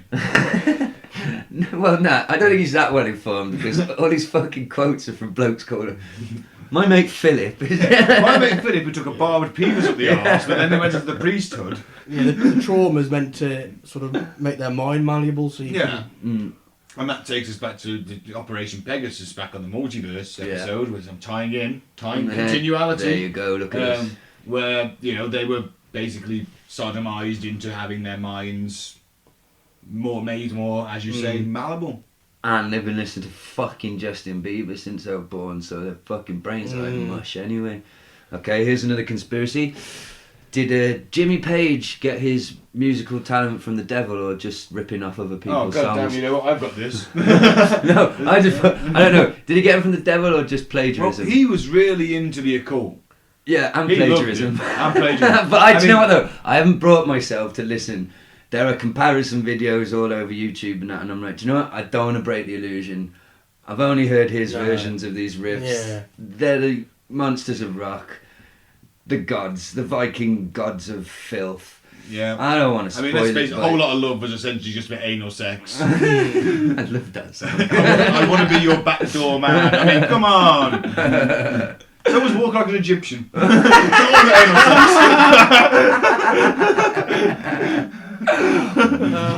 Walk like a rape victim. Sorry, that's awful. Whoa. What, bow-legged? It depends if it's a gang. Things got dark, but come on, we're talking about Satan. Right, so he did study the works, obsessively study the works of our favourite occultist, Aleister Crowley. Mr. Crowley. The reason I can't come unless there's a severed goat's head in the room anymore. He even bought and lived in Crowley's supposedly cursed castle, which is called Boleskine House on the shores of Boleskine. Oh. Close though. Boleskine House. But it's on the shores of Loch Ness. I mean, it's cladded like a testicle. It's cladded in the testicles of his sacrificed children. Has anyone ever Have you seen that testicle bag? What? Have you never seen that? No, I don't know. It's actually a rucksack that looks like a ball bag. Who would wear such a thing? Even with the hair coming off and everything. With their Justin Bieber in their headphones, not knowing they've been fucking Satan-washed, brainwashed. And their ball bags on their back. You're going to lose that ball bag if you go anywhere near Jimmy Page's house, lad. Right, so... Has anyone ever heard of an occult filmmaker? He's called Kenneth Anger. I believe he's still alive. He made an underground film classic called Lucifer Rising. I can't say I have. Really collaborated with him on this. Okay. Right, they used arcane symbolism and gestures. In the concert film, the song remains the same. Robert Page was given glowing red eyes. And, of course, the Zozo symbol that Page wore, I used to have a t-shirt with that on. That's an occult symbol. Oh. Right? Or, do you like to hear the alleged secret message on Stairway to Heaven? Come on, then. Apparently, if you play it backwards on vinyl, I presume it's on vinyl, because you can't do it on CD. Is it escalated to hell? It's not. Apparently there's a secret... These secret messages, I mean, there's so many things. I mean, Ozzy Osbourne, Suicide Solution, like, just do it. Oh, man. And, stuff like that. I have strong opinions on backward Judas masking. Priest. What was the Judas Priest one? The kids Do it, listen to it backwards, and it told them to kill themselves. Yeah. But That's have you ever seen the state of the guy who survived it though? No, Yeah. I've heard it's bad. Now listen, man, and he tried saying that it's about the basically looks like a horrific monster now, and he was saying it wasn't the anything else, it was the music. He's just trying to get money. So my answer to him is, well, if you're feeling suicidal before you shot yourself in the fucking head, I bet you feel pretty bad now. Your face looks like balloon animals. I mean, Yeah. Judas And you Priest. tried to sue Literally, Judas Priest. Yeah. Fuck you. Judas Priest said, I mean, what kind of band would subliminally try and kill their own? Income Yeah. source. Yeah, would have been their own fans. He Yeah. said, if anything, we would have had buy more records. Yeah. Yeah. You know. And it's a valid defence. It's a quick way to cut Buy your a fan t-shirt. base, isn't Yeah. it? Buy a Having them all t-shirt commit now. suicide. It's ridiculous. My thing about backwards masking is I saw somebody the other day on YouTube suggesting that there's some backwards masking in Britney Spears' Hit Me One More Time. She's in a school uniform, by the way, and apparently on the chorus you can hear it say, "Do me, I'm old enough." Now, that as may well be, but Britney Spears was released at a time when CDs were the major way that Yeah. anyone heard music. Absolutely. Right? You didn't get or you maybe didn't have even YouTube back then. cassette. We Maybe even a didn't- cassette. We didn't have But- YouTube back Tell you then. what, it Who sucked. the Didn't it? fuck? Who the £4 a fuck single. could make their CD go backwards? Yeah. And if they did have this fucking wonder technology that I didn't know about, what teenage girl's sitting there playing Britney Spears backwards, going, "What? She's old enough to fuck? Well, I can fuck 14-year-old girls. Mom, I'm going down the park." What about if they had it on tape deck? But even so, like, and you can only tell what it's saying when someone tells you. Do you know what I mean? I have a Yeah. perfect example. Okay, we'll try and get it in a minute. Have you heard the Beatles backwards masking one? Oh yeah, there is something about this, isn't it? It's part of the Paul is dead thing. Okay? Yes, that's right. Yeah. Now let's do a test here, ladies and gentlemen at home. I've got the headphones on. We'll see if this works. This is it going forwards. Number 9, number 9, number 9, number 9, number 9. Number 9. Okay, number 9. Okay, Number we'll be 9. finished in a sec. Now I'm not going to tell you what they say it says. Honeyonderman, honeyonderman, honeyonderman, honeyonderman, honeyonderman, honeyonderman, honeyonderman. What do you think? Bring that it on, says? dead man. Bring it on, I thought it dead was man. put the Arga on. They claim it's "Turn me on, dead man." Turn me on, dead man. I got deaf man or dead man out of that. But it's gibberish. Yeah, it is. And- I mean, that made more sense the more I listened to it, because Yeah. I was struggling to recognise what it said. Yeah. So if you sit there and obsessively listen to that for 5 hours a day, you're going to hear "Turn Me On, Dead Man." Yeah, and like Yeah. anybody who's, and apparently to play your record backwards, you actually had to do a bit of like, the needle isn't designed to go that way. You had to actually lift the arm out and do something, you know. So Who's doing that? exactly, any idiots who are that high, they're like, "Hey, dude, like I want to hear the whole album backwards." Like, if that guy ends up shooting himself in the head, Yeah, you're a I fucking say, idiot. I say we lost, like Bill Hicks would say, "Hey, we lost another fucking idiot. Who cares?" The gene Yeah. pool is slightly Yeah, safer. don't blame the band. They're nowhere on the packaging does it say like Make play all it backwards. We tell spent a long time recording this forwards, Yeah. writing this forwards. I practiced it forwards because I wanted you to listen to it forwards. Maybe I just suggested, but sorry. No, We were in the middle of- The Stairway to Heaven, Yeah. right? Here's the message. You know, I didn't listen to this. I got this as a direct quote from people who said this is what it says. It's quite a long fucking quote, in all fairness. Oh. Here's to my sweet Satan, the one whose little path would make me sad, whose power is Satan. He will give those with him 666. There was a little tool shed where he made us suffer. Sad Satan. I mean, so did Jimmy Page just get molested in a woodshed when he was a kid? I mean, for God, come on, no. But rumours did fly that Page, Plant, and Bonham had sold their souls to the devil, and they did have some bad luck as a collective. Yes. Because I was going to say what happened to them. They're all doing all right, but some bad shit did happen, didn't Yes. they? Robert Well, Plant lost. John He's- Bonham ain't doing so well, is he? No, he's dead. Oh yeah. John But Bonham he died? died. Yeah, he's John dead as- Bonham's dead. he's yeah. dead as fuck. In 1975, Robert Plant, his family drove off a cliff by accident. No one was killed, but only his 4-year-old daughter escaped completely unharmed. They were all injured to some broken bones. Mm. And then 2 years to the day, Robert Plant's 5-year-old son suddenly died from a viral ailment. The band's 1977 tour was taken off the road after numerous violent events at concerts. And then 1980, when 1977, you see, they got on a bit of hiatus after that. It kind of ruined them a little bit. Well, John Bonham died. Well, 1980. No, John Bonham didn't die till 1980. That's what. Well, Yeah. okay. I thought So they took 3 years out, and they were like, "Come on, John, we're going to get back on the road. We're going to sort this shit out." And then he got drunk, passed out, choked on his own vomit. Ooh. Isn't that the way the That's where Hendrix went. Keith isn't it? Moon went? Yeah.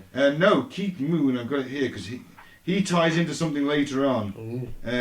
He died of an overdose of pills, Keith Moon. But yeah, so there's a lot of, I mean, I'm scratching the surface with some of that, I mean, there's I could have gone a lot deeper down the rabbit hole, but for the sake of my own sanity, I decided not to.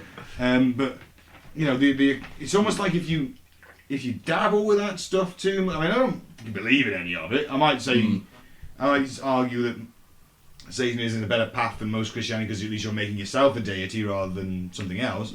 But something like if you do fuck with this shit, you have some bad luck. And it almost makes you think, I mean, I know it's bullshit. We'll go back to Crowley. Everyone that knew Crowley was either dead or messed in the head. He fucked people into He insanity. He did with his tremendous Done that to a few of my ex-girlfriends. Well, it wasn't the sex that drove him crazy. It was my massive personality flaws. It was my immaturity, fear of commitment, excessive narcissism.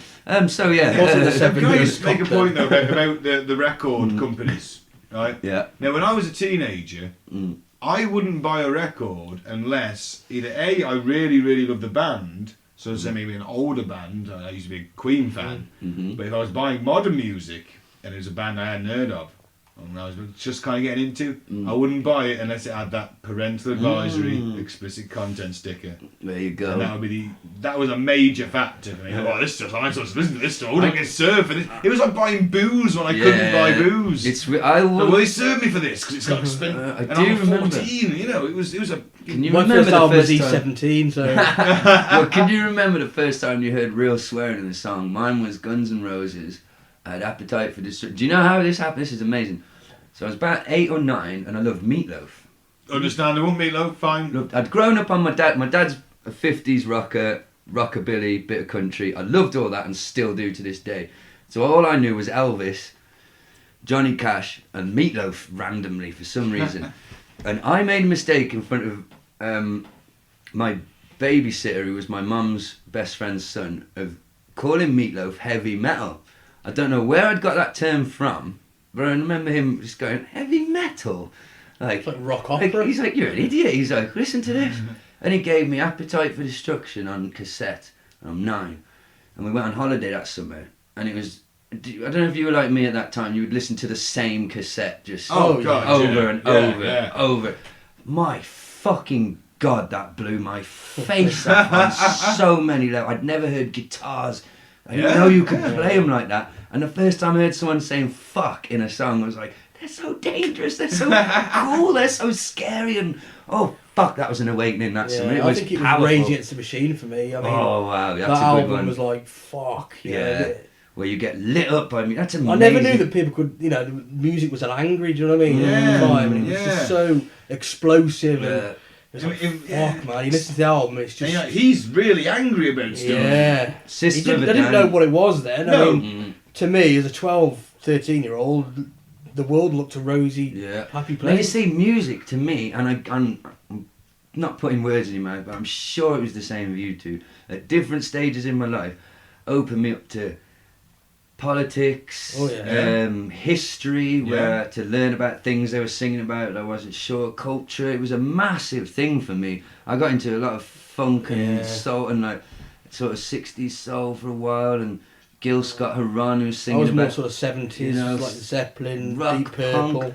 And it was, but for me it was important. It's like soundtracks to actual awakenings in my life where I went looking for more fucking knowledge or to express myself. But fucking Justin Bieber's not fucking giving that to anyone, is he? Like doing he's that not for anyone. encouraging anyone to expand their minds. It's like what Bill Hicks said, man. He said, I want my fucking rock stars to fucking take cocaine, take LSD, rock the fuck out, and die early. That's how I want my rock stars. I don't want my rock stars pansing about like Justin Bieber. No. I want we all know the best bands affiliate with Satan at the end of the day because Christian rock is fucking bollocks. Hey, Striper, man. It's bullshit. No, I've never listened to a Striper. OPM, I didn't realise were a Christian. You remember Heaven as a Half Pipe? I just thought that was a jolly little song. I never liked it very much. I just thought it was a jolly little song. Yeah, I saw them at Leeds. POD as well. Right? POD, they were. Yeah. Christian. They were doing this set. It was like they played Heaven as a Half Pipe over this set, Yeah. and the rest of it was just Christian shit, skater, pandy rock. It was just like. I don't think anyone knew what. I thought everyone just thought it was going to all be Heaven as a Half Pipe, and it was just like you could see just people melting away from it. I'm gonna educate you all on the curse of Buddy Holly. Buddy Holly died on the February the 3rd, 1959, along with Richie Valens and the Big Bopper. Yeah. Oh. Right? In a plane crash. Yeah. That's what the song American Pie is about. It the is. Day the music The day died. the music died. And everyone know it was all actually no. Big The day the Bopper. music was killed. Yeah, horribly in flames. Murder killed. Actually, I'm not going to knock Buddy Holly at all because a lot of people have died around him. Yeah. This is his kind of mates, his inner circle. Now, his wife, Maria Elena Santiago, love that name. And you like saying it as well, I can I tell. do, yes. Santiago. Maria Elena It Santiago. translates to a whale's vagina. Well, funny you should mention that because she suffered a miscarriage on being told of his death. Oh shit, Ben, that was a hell of a thing. You said vagina. I say miscarriage. Some kind of perverted malice. Oh shit, that A perverted mallet. Next one, stillborn. was, that's something I do not want. Man. Hey, can I just say, all these celebrities that it's turned out were actually real horrible, child-touching monsters. Not you, Jimmy, please. No, Timmy. What's his name? Timmy Mallet. Timmy Mallet. Not you, He was Timmy. a children's entertainer in the UK in the 90s. I met him once when I was a kid. I wasn't molested. And the plot thickens. I wasn't molested. Okay, where did he put his hammer, Ben? On my head. Oh, which head, Ben? The one on my shoulders. Okay. Well, either that or I got some things that I'm repressing. I don't know. I don't remember it that well, so... If you're listening at home and you don't know who Timmy Mallet is, Google it. Go on. Whack-a-day, Saturday morning... Whack-a-day! I haven't said those words for so many years. Whack-a-day, Saturday mornings, Thundercats and Transformers. Fucking brilliant. Best kids show in the world. Where do you want your post-it note? Oh, on my knee or on my chin, and then he put... What was that about? I didn't just dream that, did he? No, he did it. It was plaster. A plaster, that's it. Not a post-it note. It was because you get hit by the mallet when you mallet to That's mallet. You lost the. Where do you want your plaster? Yeah. So, yeah. Yeah. Wow, that was a So tangent. anyway, that's a tangent. Back to Buddy Holly. Back to Buddy Holly. You go from Timmy Mallet to Buddy Holly on this show. Can you go from Timmy Mallet to Buddy Holly and back? Right. There you go. Right. So you got Ronnie Smith. He replaced Buddy Holly as singer of the Crickets, which was Buddy Holly's backing band before he struck it large. Right. He checked into a psychiatric hospital late, and several years later, he hung himself.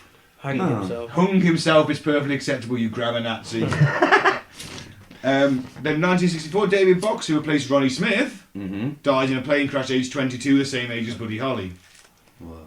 Eddie Cochrane, friend of Buddy Holly, killed in a taxi accident in Britain in like 1960, aged 21. Fuck, I didn't know he died. I love Eddie Cock. Well, that explains why there ain't many bloody songs of his. Yeah, that would be They're really good ones, though. Summertime Blues by Eddie Cochran. That's a I think I've heard that song, fucking yeah. hell of a song. You can't take the car because you didn't work late. Sometimes I want... Yeah, that's enough. Yeah. Don't sue us, iTunes. Good. And then in 1966, superfan of Buddy Holly and rocker Bobby Fuller recorded Holly's song Love's Made a Fool of You. His body was then found drenched in petrol in the boot of a car, and the verdict was accidental suicide. I found in his petrol can and then Ah! slipped like Benny Slipped Hill into his style, car with and a it little- closed on top of him. Yeah, and it was like that, oh fuck, I'm dead. like the MI5 agent. who was Don't found- mention Benny Hill. Like the MI5 Everybody agent. who's not English thinks that's our peak of comedy. Oh, is but Benny the evidence Hill. we've already explained a lower low to them, Mike. What else do you want? Like, it's like the MI5 agent who was found locked into his own bag. He put himself in the carrier. He put himself in a hold on. It was recorded as suicide. Doesn't make sense to me, but who am I? I'm not a coroner. Gary Webb, the author of that book about the CIA selling drugs to fund their wars, he shot himself in the head twice. Really? Yeah. Wow. Funny that, Wow. isn't it? Strange, isn't it? Consider the double tap is considered the classic method of execution. It's double tapped himself. Strange that. Yeah. So, that's a, are you? Is there I've still got more. Oh fuck! I've got more. UK record producer Joe Meek claimed Buddy Holly visited him in dreams and guided his studio work. He then shot himself and his landlady in 1967. Both dead. Bloody hell. 1978, the Buddy Holly story film. Yeah. Mm-hmm. Shortly after the film was released, Gary Busey, you know Gary Busey? I know. See, I thought he just looked weird. Yeah. Turns out he's mental. Yeah. He's off the charts. He had an horrendous motorcycle accident. Yeah. And then he had another one 10 years later. Did he actually play Buddy? I in the think movie? he did. He was certainly in it, and left him with brain damage. Fucked Right? him up. The screenwriter Robert Gittler committed suicide before the film premiered. Oh my god. And then the final one, we've mentioned Keith Moon, and this is why I hate fucking Paul McCartney because he's partly responsible for this. And he's dead. Allegedly. On September 7th, 1978, Keith Moon joined Paul McCartney for a screening of the film The Buddy Holly Story. Right. After the screening, Keith Moon then overdosed on pills and died aged 32. September 7th is Buddy Holly's birthday. Killed by McCartney. Yeah. You snake McCartney. Or McCartney's double. He's actually, I've learned today that he's not called Paul, he's called Four.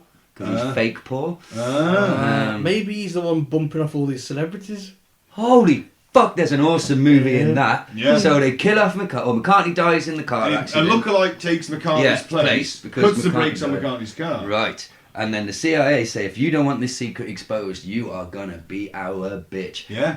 But then he starts to really get into it. And he Just starts to enjoy it. really enjoy bumping off these celebrities. Yeah. I mean, he's actually enjoyed... leaving Hey Jude. Yeah, performances to go and kill back. He really enjoyed putting that shotgun in Cobain's hand. Yeah. I'm telling you, and like Cobain was so mongled out at the time. You're like, well, McCartney. That's why Paul McCartney's the only and band he's to replace Kurt Cobain. Oh, Holy shit! Did he? Yeah. He Yeah, played on he stage did. with He him. did. You cheeky bastard, Paul. They After wrote you, a song. and he looked Cobain in the doped out eyes, the black, glazed over eyes, and he says, "Hey, let it be, Kate." Boom! Oh man, that's how you end the film. Right Yeah. on that thing, face to black. Oh, that's how the scene. That's the opening scene of the movie. Oh. Then we flash back That's to the 1960. That's it. I get you. That's the prologue. Does that mean that Paul McCartney's kind of like the comedian in Watchmen, who's like at the start of the film, he's Yes. like bumping off Kennedy Exactly. and Woodward and Bernstein. It's a bit of Tarantino. We mess with the story, the the narrative of the timeline, and we start at the middle. And Yeah. We'll have to always get quotes Beatles lyrics when he kills them. oh yeah. And he serenades them in like, imagine him sitting over this is a bit dark, over the drugged the up limp body of Yeah. Amy Winehouse, like playing her guitar, singing, should have gone to fucking rehab, Amy. Hey, should have fucking gone. You should have said yes, yes, yes. Oh. Ooh. And then maybe you wouldn't have been fucking beaten to death with your own fucking trumpet. In your don't own want to fucking help you living now. room. Yeah. Fucking let it be, bish. Sorry. That's got to be his catchphrase. Let it be. Yeah, bitch. yeah, let it be. Let it fucking be. We're probably we're going to be sued by Paul And I'm McCartney fully estate. fucking aware that Paul McCartney doesn't fucking talk like that, but he is from Liverpool. It's funnier if he did. It's a good job they didn't sing with Scouse accents. Oh. I predict they would not have been as successful. Would anyone offer to do a Scouse? No. Anybody? I said, when I record my voice, I sound like a scouser as it is. Thank you. I'm not prepared to push that further. Mine just always descends into Pakistani for some reason.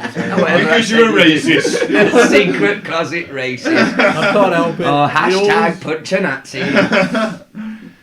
What's happening there? Oh, it's just the old. Oh, that's alright. Sorry I for the always look like I'm a fat carpet salesman from Punjab. Carry on. It's just Fleetwood Mac. Like, oh shit. We can go to Fleetwood Mac. It's not as long. Okay. It's Well, He was quite tall, actually. He was very long. I'm sure his penis was equally as long. It was proportionate. What am I talking about? Okay. I don't know, but he was in The Running Man, and that's all I care about. Oh yeah. Fuck. For some reason, Mick Fleetwood was in The Running Man. Don't know why. Just like, hey Mick, fancy being in a film? You alright? I love that movie so I hard. fucking do love it. I love that film. And the best of it is, it's set in 2017 after the collapse of the American economy. You're like, yeah, The Running Man's coming. The Running Man is coming. Yeah. And TV has just got... Man, I swear, I don't know, I might have said this before on here, but I grew up reading 2000 AD and I've always been into dystopian futures. You gotta love a dystopian future. Mega City 1, man. Yeah. Because it's Judge Dredd was always really good satire with ace action and gore. But man, as each day passes, like society is literally plunging downwards into fucking 2000 AD satire levels of fucking empty soullessness. And that's why I prefer the first Judge Dredd film to the second. Oh, well, I know what you're going to say. Mega City 1 and the feel is because they had the budget and the money and the sets. Even the costumes, the outfits. I agree with that. Everything was great. You didn't need Rob Schneider. No. Because he's not needed for anything. No. He could top himself tomorrow. I wouldn't give two shits. He had to leave the helmet on. Yes. He just should have left it on. Because it's Stallone, you have to show. It was the same with Deadpool, Ryan Reynolds. You got Ryan Reynolds in the movie, you have to show his face.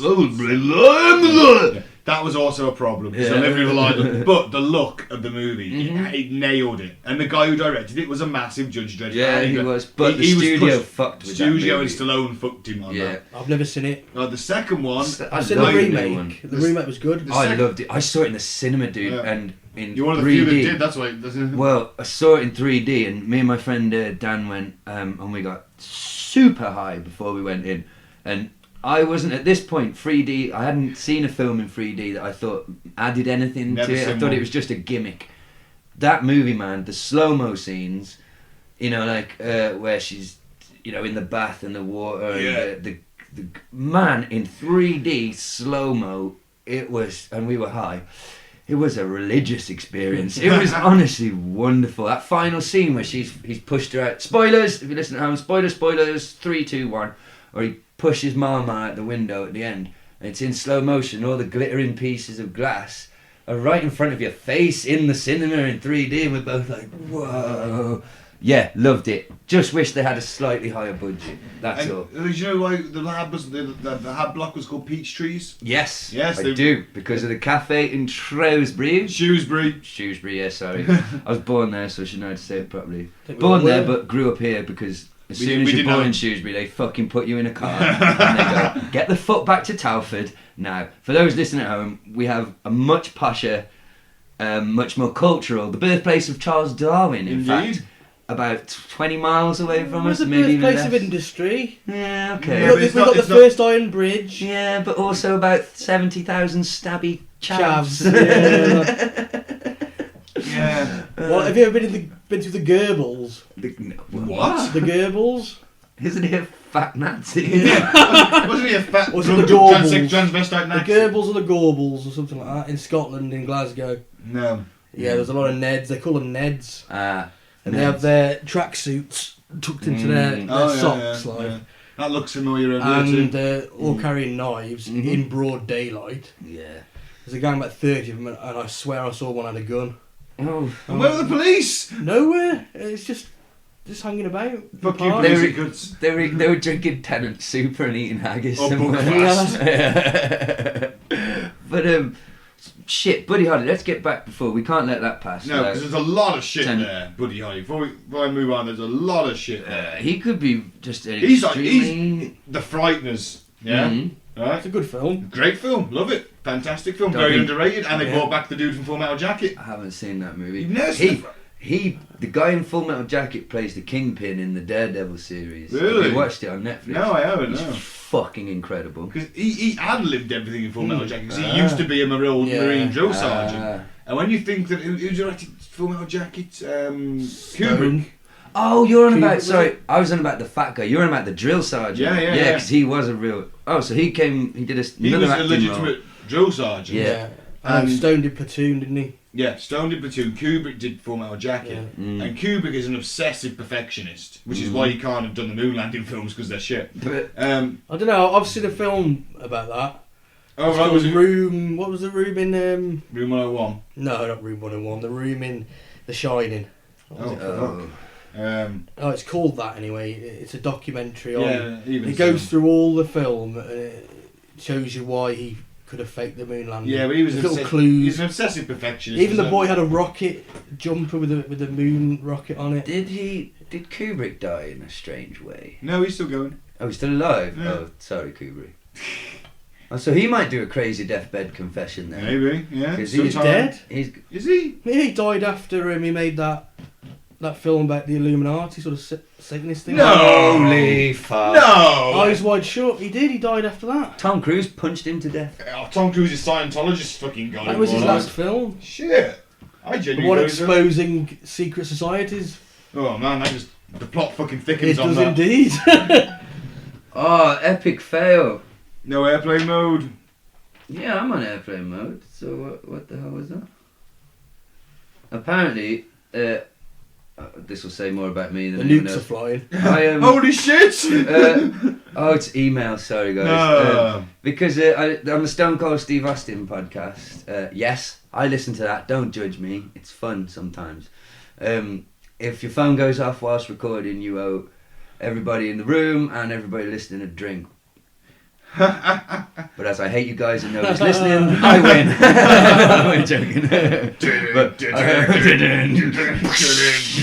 knock it off all over you. When he did the Royal Rumble, when he just took out everybody, I watched that clip on YouTube the other day. He started off in the back in the car park, Yeah, you've seen beat some some dude all up the with a way steel chair, makes his way to the ring. Is he coming in last?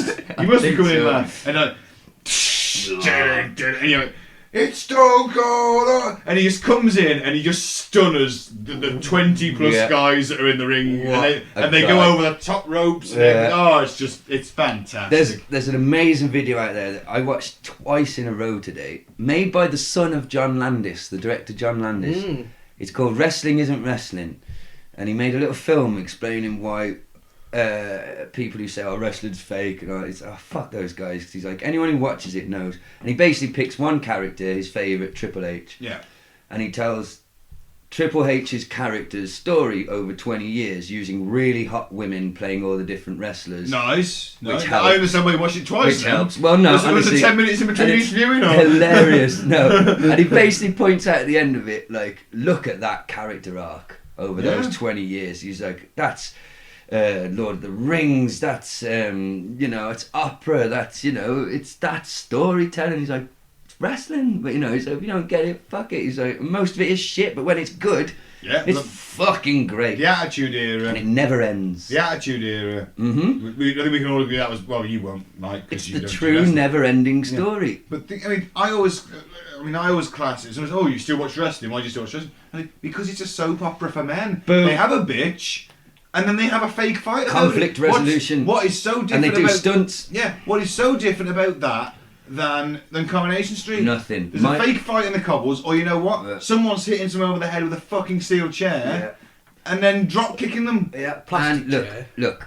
No, That- they're real no, they're metal steel. chairs. They are steel. That's why. Well, That's sure, why nobody hits anybody in the head anymore. Yeah, because after- now they know about concussions and Chris Chris Benoit. Benoit and murder. And Who had the psychopath. brain of an 80-year-old Alzheimer's Yeah. patient when he was. You when will they did his never autopsy. see anybody on the WWE anyway hit anybody over the No, head with no. anything. No. At the Did very you know most, that- they will blatantly put their arms like this Yeah. and take it on their arms. Fair play to them. I don't need to be Do entertained. you know now that there's That more bad. deaths from boxing since they introduced gloves? Oh yeah, that makes it way more. It's really obvious when you think about it. If you have your fist is not designed for No. punching. No, it it's really not, isn't. no. If you hit me now as hard as you could in the side of the head, you'd probably knock me out, but you would definitely break your hand. Yeah. or You probably also hurt wrecked your the hand. telly, and I'm not going Yeah. to do that. And But so you- they used to mainly body punches. Yeah, and fights would last for hours, Yeah, and they'd they'd go go like to the 30, body. 40 rounds, Yeah, wouldn't and they? there'd be no head trauma. There'd still be a mess, but there'd be no real head trauma. But you put them big, huge gloves on, and it becomes a different sport because you can throw as hard as you can, but then there's also the whole act of like blocking with the gloves and your Yeah. guard and everything. It's just completely. Which is why I don't know, I'm no expert at all, but you watch the UFC, the way they stand and their stance is completely different because it's a different thing. They're not just trying to. It's not like punching chest. You got different fighters in the UFC. You got like your wrestlers who are more interested in the grappling and getting you on the mat, submission. Kickboxers. Then you got your kickboxers who are more about. Somebody would getting kicked by a bare foot be better than being punched by someone with a boxing glove? Yeah. They wear very small padded gloves, don't they? Because of the hand speed. You haven't got the hand speed and the big boxing gloves as you would have a smaller glove. I suppose. And do you know what they made them? It's really weird. It's a weird contradiction with the UFC is that because people found it too barbaric for them to be barefisted, sort of pressure from governing bodies, I think, and health organisations to make them wear gloves. But, like you just said, even those small, very lightly padded ones are allowing you to punch much harder. Yeah. So strangely, because of what's aesthetically, or what we perceive to be too barbaric, has made it less safe for them. Yeah. But that's how society fucking all over. They don't look at facts, they just... Whoever's making the most money... Someone's moaned about this, so Professor Nutt. Professor Nutt. You know him? Listeners at home? Professor Nutt. David Nutt. Is it David Nutt? He's the guy who did the study and said, hey, you're more likely to die from riding a horse than taking ecstasy. Marijuana's safe. These are my findings. He killed himself, didn't he? No, he's still alive. He was the one that killed himself. But they ruined it. They sacked him. Kelly, wasn't it? Yeah, that was the Iraq War thing. But they sacked him, dude. Yeah, they told him to research it. He researched it, gave the answer. The answer wasn't the one they wanted. So goodbye, Mr. Nutt. And exactly to your point, fuck what's actually true. Yeah. Which is why there are so many of us sitting here doing this type of thing, conspiracy theory, alternative fact, because we know they're full of shit. Yeah. And we don't have a voice, we have no vehicle to express, to change it. That's the problem. Because everything's rigged. Yeah. It's a two-party system in our country as much as it is in America. Yeah. And the Labour Party were co-opted under Blair by the... You mean St. Tony? Yeah, St. Tony sold his soul, didn't he, to fucking Murdoch? Oh, St. Tony. Well, why? Where's all his tragedy? Where's, like Jimmy Pate, Buddy Holly, all this tragedy? Everyone who knew Buddy Holly seemed to fucking die. But he's our heroes and we let the devils run amok. There you go, Bill Hicks, once again, St. Bill. He really don't find him that funny. I like funny, him. But he was more, to me... More telling the truth, wasn't he? More of a... just the truth teller. Yeah, I'm not going to say prophet, but in his humour, he knew how to cut through the ball. Yeah. So, but his humour was, I think, at the time, so the humour of it was that he was on stage in a comedy club saying those types of things, and not like, hey, so, gee, did you ever notice how when you go to the drive-through, he's like, you're fucked, life is fucked, everything's fucked. I heard him crazy stages in his life when he pushed it to the limits. Sometimes he literally went on stage, lay on his back. He was out of his mind. Yeah. Lay on his back and just screamed into the microphone, just like, fuck you, audience. Just emptied the club. Just lay on his back. Yeah. So why did he go on to be Alex Jones? Hey! I love that conspiracy. But, see, so then, here we go. Musicians sell their soul to gain fame, fortune, money, power, talent, women, drugs. Women. But I imagine you're Tony Blair. Alright. I'm trying not to, but it's you're a politician. Okay. But you're as famous, I guess, as a rock star. Well, he could be because he attached himself to them, didn't he? Has he had to make the same kind of pact? And what I'm saying is, where's he, or has he stuck to his pact? That's why I know... Maybe he's been doing such a good job, the devil's just left him around. Well, yeah. He's like, 3 million Iraqi deaths, eh? Well, that's $3 million. Tony Blair is serving what the corporate masters want. Yeah, he's doing exactly what he sold his soul to do, which brings us, I think, very nicely to the 27 Club. Can I go through Spinal Tap's... okay. I love Spinal Tap. Okay. I know it's fictional, listeners. Yeah. I know it's a mockumentary, Mm-hmm. but... If you're listening, turn up to 11. Turn up to 11. This one goes up to 11. Why? Sometimes you just need a bit more, Why don't you take 10 and make that this one's 11. And the bassist who has a Shows Return football shirt at some point. Fucking amazing. And Stonehenge nearly got crushed by a little person. It's fantastic. Fantastic. The Spinal Tap drummers in chronological order. Yeah. John Stumpy Peps died in a bizarre gardening accident. Stumpy Joe choked on vomit, someone else's vomit. And Peter James Bond and James Mama Besser both spontaneously combusted on stage. The guy who I can't remember, what's his, Harry Shearer, is it? Said, what would be really ironic is if like we did a Spinal Tap gig in character and all of us died on stage apart from the drummer. That would be good. Well, so these curses, this is where I'm sort of leaning, is the 27 Club, or the Forever 27 Club as it's sometimes known. To anybody listening who's not aware of it, it's no Disney Club. No. It's a you don't get a set of Mickey Mouse ears, I'll tell you that much. Yeah. And you don't get molested by a giant amphibian. Well, you might have been. And giant amphibious waterfowl. It doesn't happen. Well, it's a group of musicians. I wager this is the only podcast that mentions the giant amphibious waterfowl. Molesting children. Yeah. Donald Duck, man, he's got a sailor suit on, I don't trust him. No offence to our gallant heroes of the Navy. Man. Why did he walk around with a top on but no trousers? Exactly. But okay, so the 27 Club is a group of musicians and a couple of actors who all died at the age of 27. I was going to say some in mysterious circumstances, some deaths are more questionable than others. A lot of them have to do with drugs, drink, overdosing. There's the odd accident in there, isn't there, and suicide. And it's my theory. It's not my theory. But, should we mention who? Should we go? So I've got a decent list. Yeah. I did find 50 names, but I'm not going to. There is a like lot. 51 or 52 names. Because there's a lot. I'm not going to. Should I do my brief list and you add in? I haven't got them down, so I thought it was. I've got the full list here because there are a lot Gaz of non-famous ones. But yes, we'll just stick like to the notable ones. Goodfinger, never heard of them. Yeah, exactly. Big Stars, never. Minutemen, never. Gits, never heard of them. Yeah, she was. I only know because I listened to a true crime podcast about her murder, the lead singer. They were a grunge. They were a grunge, Seattle grunge band. Should we stick to the more? Actually, do the list. You keep talking a sec while I try and. I know my obscure grunge. You do. I'll give you that. No one knows more obscure grunge on this planet than Mike. There were a few. People from the Seattle grunge scene that were died. Isn't there? I can't find me. I got all this planned, listeners. And I'll go through some names. Well, there's only at the main sort of. Well, let's go. I've got the Eddie Vedder left. I think we need to wrap Eddie Vedder in bubble wrap and keep him in a cupboard and bring him out for gigs because I don't like the way that you got the big four of grunge. You know, the big four: Pearl Jam, Nirvana, Alice in Chains, and Soundgarden. Yeah. Okay.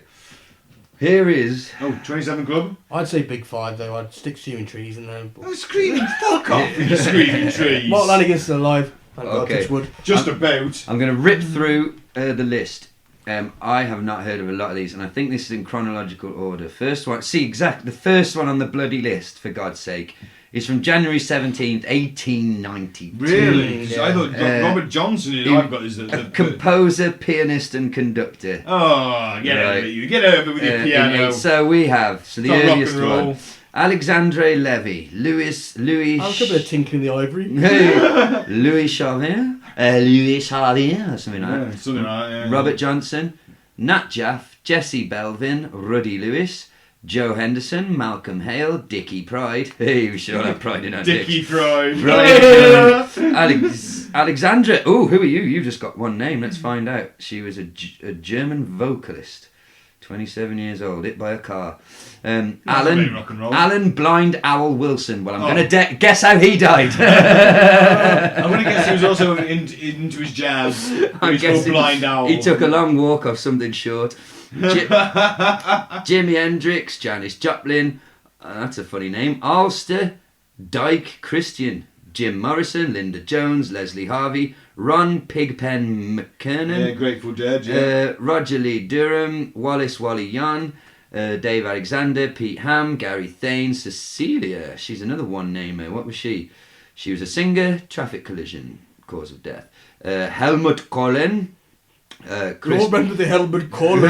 Yeah. They played at the Funkplatz, didn't they? You still have fame in pride in your helmet. In der Funkplatz. Chris Bell, Zenon de Fleur, Jacob Miller, D. Boone, Alexander Bolshachev, yeah, you heard me. Yeah. Jean-Michael Biscuit, it's Bouquet. Man, we're heavy on the obscure British sitcoms today.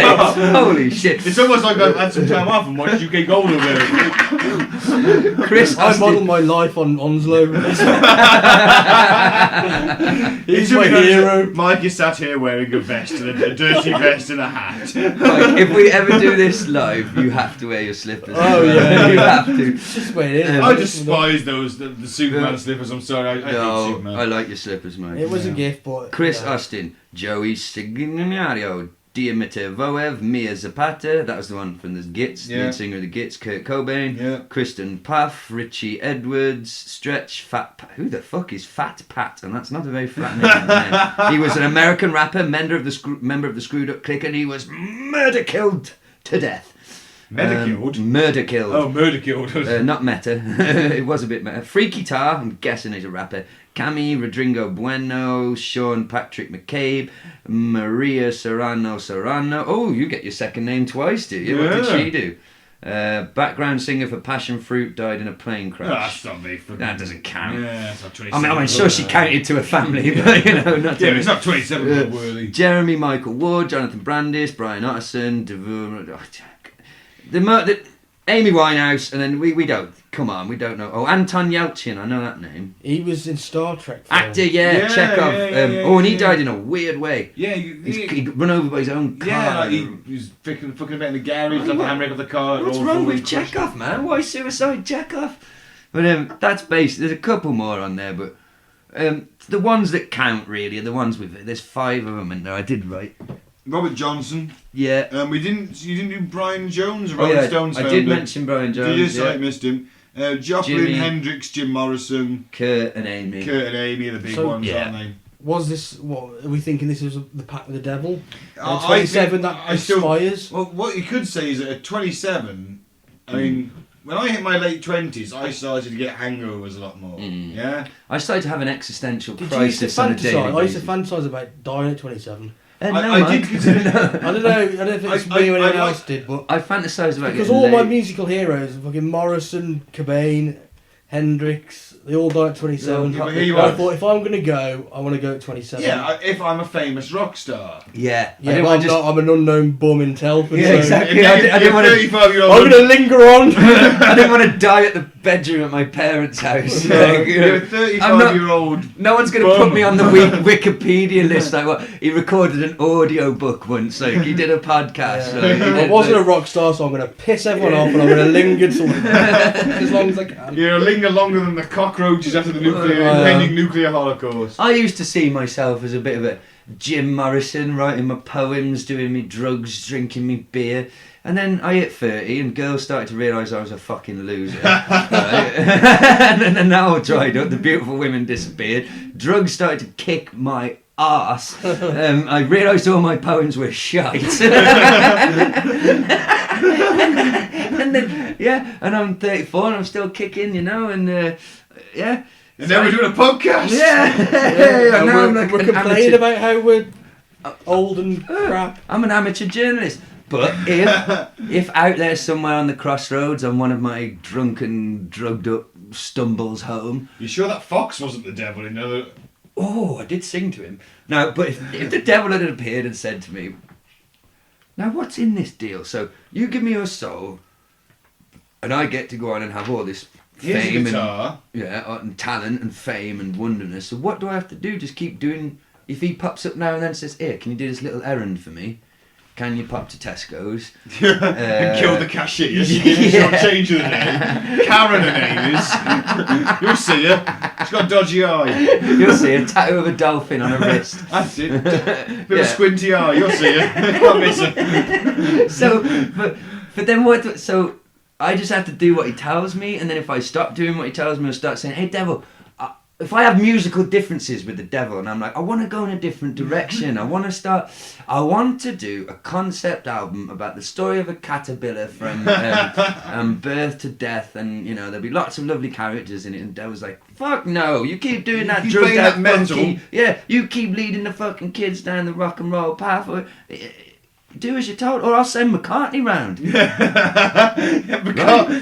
No, not DePaul. Yeah, four. I'll send Four. four round, right? Yeah. No, not four. Oh, no, I don't want to hear Not him. I don't want to hear four. He's a psycho. Yeah, he just plays Hey Jude at me every time I fucking see him. Every fucking time. Hey He Jude. literally murdered Amy Winehouse with Hey Jude. He sang it to her till her brain melted. And can I just say, like, I fucking hate Paul McCartney. I think you mentioned it earlier. You really don't like I him. want to say, he's like, you drag him out, anything like the Queen's Jubilee, the opening of the Olympics, any major, it's like a fucking Hey Judeogram at this point. Weddings, birthdays and bar mitzvahs, Paul McCartney will turn up and sing fucking Hey Jude for you. For $1 million in cash. For $1 million in cash and a fucking knighthood.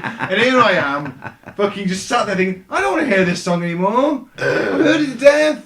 I don't want to hear this one. Why can't you play? Oh, is it that or Let It Be? You're just gutted because they want to listen to Paul McCartney, not you whine on for hours. I can whine on fucking longer than that. I'm telling Ben, you. he's still alive. He still sings. I mean, Let Paul it be. McCartney is a fantastic musician. Hey. I'm sorry, I don't like his lawyers. So there we go. It's a fool who plays it cool. Just admit it. You like him. No. And Let I him wish he in. stopped dyeing his fucking hair. Sorry. So the 27 Club, 27 Yeah. Club. was it a pact with the devil? I think it's more at the point where you do a lot of drugs when you're young and your body just can't handle it as soon as you hit a certain point. Yeah, I mean, Cobain had like a $400 a day heroin habit. Cobain, though. $400 a day. I don't think Cobain had anything to do with the devil. That I think it had a lot to do But with if people. you know your customers Cobain, you're going to whack the price up, aren't you? Yeah, I know, but still $400 a day. His death was dodgy, though. Yeah, The- I mean, well, bitch did it. I think The future man- episode. yeah. Future episode. Just definitely. briefly, I've been told, and I believe this, that the amount of heroin inside of him, there's no way at the compass I've seen a mentis. debunked video of that. Oh, really? Yeah, there's a guy with twice as much as Cobain. He's walking around. But the he's problem doing is, then, like, heroin isn't a standard substance. No. That he can't. Affects He, people also he in can't that- do the same experiment because you cannot get No. that same heroin. that he I've took. seen a debunking video to your debunking video. I think and- I just debunked it. And well, again, Yeah. they used methadone, Oh, was it? not heroin, because you can't just get people heroin. Mm. It's they use Ah. methadone in that I because see. because Which ethically isn't- Yeah, it could be. I Because don't street know. heroin, even if you're Kurt Cobain, you still gotta buy it you're from a send- criminal. You're sending people It's out to get it for you. aren't street you? What was, Yeah. it, what was his dodgy mate that bought him the gun? Cali. Yeah. Cali. So no, I think yeah. he was a bloke, wasn't he? Yeah, his name Yeah. was Cali was the nanny. He was one of Courtney Love's ex-boyfriends. He was from California. That's what they called him, Cali. He was Francis Bean Cobain's Godfather. nanny, Okay. sort of looker after her kind of guy. Mm. And he went to, I think, It was someone called Carson or something. Was I it? don't know, I'm sure he went to give him the gun. I don't know. We'll have to fact check it. Don't take our word for that. Allegedly. Anyway, either way, he was a bit of a douche as well. So yeah. Speaking of douche, wasn't it El Duce? El Duce. Duce! Oh, what was the name of the band? Oh. But I know the song was called Donkey Dick. It's Donkey Dick! Donkey Dick! I've got a He donkey. said on camera. It is real thick. He said on camera, didn't he? Basically, that He admitted someone it. paid. Yeah, Courtney Love 50 paid him, grand. Yeah. To And then didn't And he get then- hit by a fucking he train? did. Yeah. He fell asleep. He got drunk and fell asleep on some train tracks. A couple of weeks later. Or was it Paul McCartney? He makes Jason Bourne look like fucking Jason Donovan. He's the baddest, most fucking killer CIA top level assassin, and he fools you with his shuffling, bumbling. Yeah. Yeah, don't sing that No, fucking man. song. He's a hell of a shot with a rifle He and is. a blow dart and a poison tip brolly. And the old watch that fires. He was chasing Diana. Hey, wouldn't surprise me. Yeah. So, Mike, we have though. So I would I love to believe. We were talking earlier that these record companies have a massive sway and influence over society, over the masses, and maybe they kill off their creations when they stop playing ball.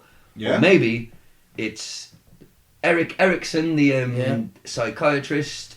He came psychologist. Sorry, came up with the sort of stages of development in like the conflict that you go through in various stages, and at that stage, 21 to 39. Yeah, is called There's something called a period of intimacy versus isolation. Oh, so imagine imagine you're a famous rock star. For your 20s, your early to mid 20s, you've been successful. You've been focused purely on your career. You've had all this smoke blown up your arse. You know, you're loved by millions, but you're lonely.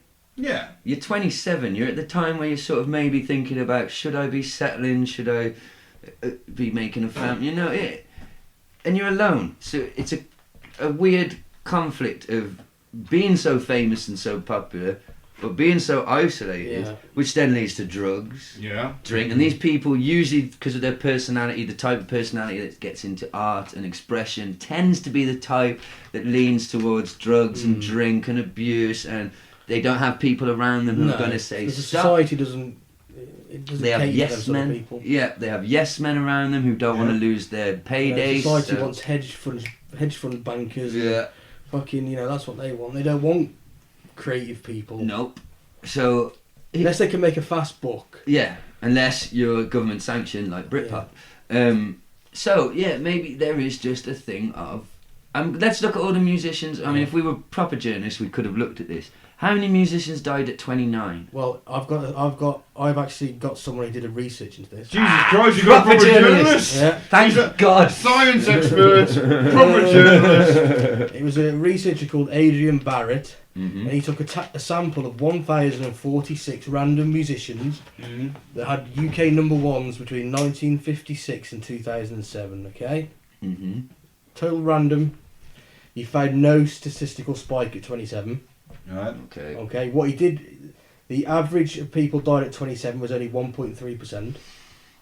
Okay, the highest was 2.3%, and that was at age 56. Wow. Which makes kind of sense. Which I think that's the drug abuse of your 20s catching he did find, interesting, that during their 20s, rock stars have a 3 times greater chance of death than the general public. So if you're going to be a rock star in your 20s, you're 3 times more likely to die than the average Joe. Go steady so if we formed a band now and became famous, we'd have a good chance of surviving during our 30s. Yeah. There you go. But saying that, I doubt our ability to survive after the drugs and the women and money are pushed at us. As much as I'd like this 27 thing to be real, I think it's bollocks. Yeah, I would agree. I think it's possibly a factor of the psychological thing, and the fact that you're very young and you're given a lot of money, and you're kind of kept away apart from people around you who are basically told to party with you, and they're too scared to say no to you because they want to keep their free ride. They're getting a paycheck. Yeah. Like you say, the more you get famous, the more isolated you become. It's well known. Yep. So you start doing the drugs, so you got money to burn, you don't mind. You can spend $400 down heroin because it doesn't matter. You got millions in the bank. What the fuck's that matter? And then you get the odd person who does have a stable marriage or relationship and still handles fame, and they tend to seem to handle it a little Eddie better. Vedder's a good example. Hey, I'm wearing a Maiden t-shirt now. Bruce, they're my gun to my head favourite band. I might say Maiden. It depends what day you get me on, or I'd say Johnny Cash. But Bruce Dickinson, look at that guy. He's had a few marriages, but never got into the drugs really. Never. They were just working class guys who. Well, he's not working class really, but Steve Harris was. But they were just guys who worked bloody hard, knuckled down at it. You know. Exactly. I mean, they fired the first singer because he was turning up late. They're very professional. Steve Harris, from what I understand, runs that's why they call him the boss, don't they? Like well, he's the only guy that's been there since day one. Yeah. I mean, the band has changed. He named the band. It was his band, and they run a tight ship. They don't fuck. I mean, they're consummate professionals. Yeah, they turn up on time. They play a set. They play and I think perfectly. That's the difference. I saw Amy. I was a little bit in love with Amy Winehouse. Yeah, I'd have still done Smack at Amy. Me too. When she had the tits done, I'd have done. I was thinking more of less objectifying her as a physical form, and I loved her as an artist. Yeah, she was good at that too. Yeah, and I would have fucked it. Just a beehive thing going on. I don't know what it was. So I used to work for the listeners at home for a wonderful period of my life for about 6 years. I knew a man who ran a market store music festivals. So every summer I would go from festival to festival. Basically, I did Glastonbury, Download, V, all the big ones, even the dance ones that I didn't really enjoy so much. But they were it was a cultural experience to go to those things. I wanted desperately to see Amy perform. We were doing a market at V, and I went to see it. And because when I was working for the market store, the way I did it was I couldn't just fuck off and see any band. We'd pick one and would agree that get somebody else to cover me, one of the other lads. Oh, so you know, like a bit of a road to kind yeah, of thing. and we'd pick one artist that, you know, if there was someone you really wanted to see. And by God, I've been looking forward to Amy. Comes on stage, at least half an hour late. She's clearly fucking wasted, drunk, and it's hard to watch. She can't sing because she's so drunk, and the backing singers have to cover for her. She just stops singing at certain points and goes off doing stuff, and the backing singers have to cover, and it was too sad to watch. I walked off and I went round the corner, and I think it was the Kaiser Chiefs were bigger, but they were comparatively, from going from that pretty tragic scene, I went round the corner to the littlest stage, and the Kaiser Chiefs were bouncing all over the place. I predicted you know, riot. Yeah, it was, and I was like, oh, okay, that's what. And I enjoyed it. But yeah, I won't forget that, how she was a tragic case, man. Yeah, she wasn't, and my point is, I suppose, is she wasn't a consummate professional because her addictions and the people around her maybe should take some responsibility, but her addictions were allowed to fucking train wreck her career. You got to look at her father for that, who was a manager, and was like, you know, he knew what was going on, but he didn't try and stop it because the gravy train was rolling. Yeah. Every time she turned up drunk to a concert like me, publicity, and any publicity is good publicity. Yeah. And you know, it sells a few more records, it gets a few more inches in column, in the media columns. Hello. And it's a few more inches as well, probably. And the tragic thing was with her that she actually got clean before she died. Yeah, that's what killed her, wasn't it? Probably getting the clean. And I'm a big believer in if you do something for long enough and then you stop, you'll die. There's definitely alcoholism is major for I mean, that. like, you know, I mean, Keith Richards had his blood changed. You've got to do it under medical supervision. He went to Switzerland and had his blood changed. Yeah. Right? Literally, they drained it out of him in one end and put more into him in the other. I think Lemmy took Lemmy to have the same thing done, Yeah. and they took his blood sample and went, if you stop taking speed, mate, you're going to die. Yeah. And he was drinking a bottle of Jack a day, doing speed, smoking 40 fags, But he did riding clean up- around in his Nazi tank, he and he cleaned made up it to his towards- 70s. So what can you say? I mean, it's maybe it's just their genetics. It's okay, there you It's go. knowing your limits. There's a perfect example, Lemmy. He did the rock star thing. Oh, they God. didn't get to the highest heights of No, fame, I but mean- they did enough. They're still considered legends. I mean, Yeah, legend. the amount of Motorhead t-shirts I saw in demo this year. I listened to the They're not album. even there, you know. The other day I listened to the album Rock and Roll. I think the album's called Rock and Roll. I know the first track's called Rock and Roll. Apologise to Motorhead fans if I'm wrong, but I listened to that album twice the other day in a row. It's fucking amazing.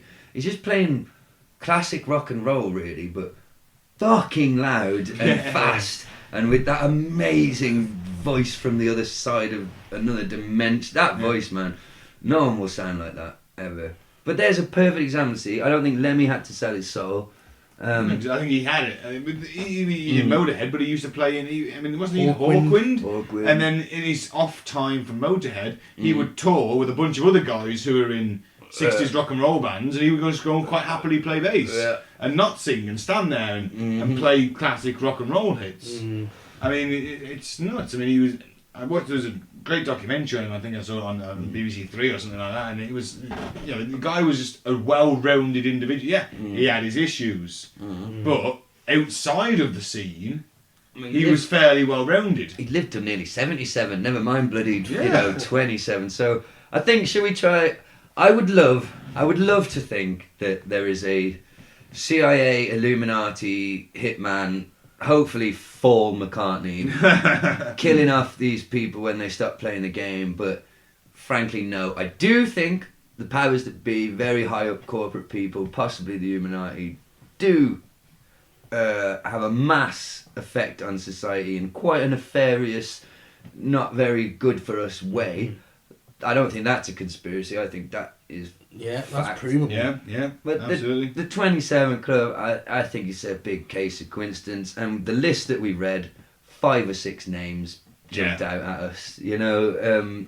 So yeah, but music, I think there's some cool shit, you know, and I'd love to think that some of these bands got inspiration at least, maybe, or I don't know if they got special powers from Satan, but you can't argue with the amount of Buddy Holly. I mean, there's some weird shit going on. Some weird coincidences going on there. Yeah, you know, I'm never gonna listen. I really like Buddy Holly too, but I'm not gonna listen to him again. I'm gonna tell my father to stop listening to him as well immediately. It's bollocks, though, innit? I mean, all of it. Let's face it. You go that far? You're going to go a blanket bollocks. Yeah. A bollocks blanket. That's it. Well, I agree with Gaz on the controlling. Obviously, the control art, culture and the music and what comes out of that is blatantly obvious. But all the Faustian pacts and. I mean, we just like to put stories. If I could sell my song, first of all, you got to believe in the devil, and then you got to believe in God. If you believe in the devil, surely. Yeah. Yin yang, opposite, good light, good evil, blah blah. And as I am not an atheist, what am I? Agnostic. I'm an agnostic. You sit on the fucking fence because you got to make a bastard decision, you fucking twat. Well, yeah. Sorry. All right. Something as huge as there being a god. Yeah. Sorry, there you go. I think move on.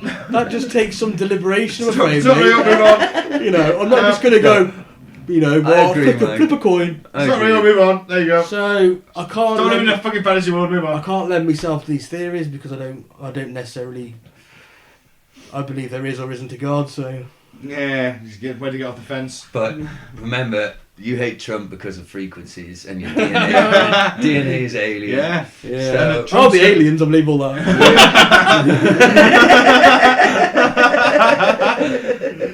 And on that note, I think that's a perfect way. Yeah, absolutely. So we have been Ben, Gaz and Mike, and we've been cutting the bull, and we need to plug our Facebook page. Yeah. What's it called? Facebook.com/cutting through the bull. If you Google Cutting Through the Bull in the post-truth apocalypse, I believe YouTube then Facebook are the first things to turn up, then on iTunes possibly. So that's one way of doing it, or just search Facebook itself. You'll find us. And we are also on SoundCloud and Stitcher, Player.fm, YouTube as mentioned, iHeartRadio. Like the Facebook page because we post some things pertinent to the next show. Yes, so you get a sneak peek. Yeah. And add me as a friend. I might send you a dick pic. Should we do something for 100 likes? No, not dick pics. No. We're not going to send dick pics. Why not? We'll talk about this off the air. All right, then. Shall 100 likes. We'll send a dick pic. You have to guess whose dick it is. There you go. Boom. We won't. 100 likes. 100 likes. If you're the 100th person that likes it, I will personally pay for a T-shirt to be printed of the logo of the. There you go. There you go. And I'll come round to your house and show you my dick. Maybe have sex with a family member. We don't know. Okay. And on that note, goodbye. And your pet. And/or pet. No, I'll stroke your pet. I'm not going to shag the dog. Unless it's a goat. If you have a goat, cocaine, and a pentagram, we're going to have a fucking good time. Anyway, like the Facebook page, free Biff Tannen, and 100 likes T-shirt. 100 likes T-shirt. There you go. I make the promise. See you later. See you later. Good night. Night. Satan bless. Keeping that in.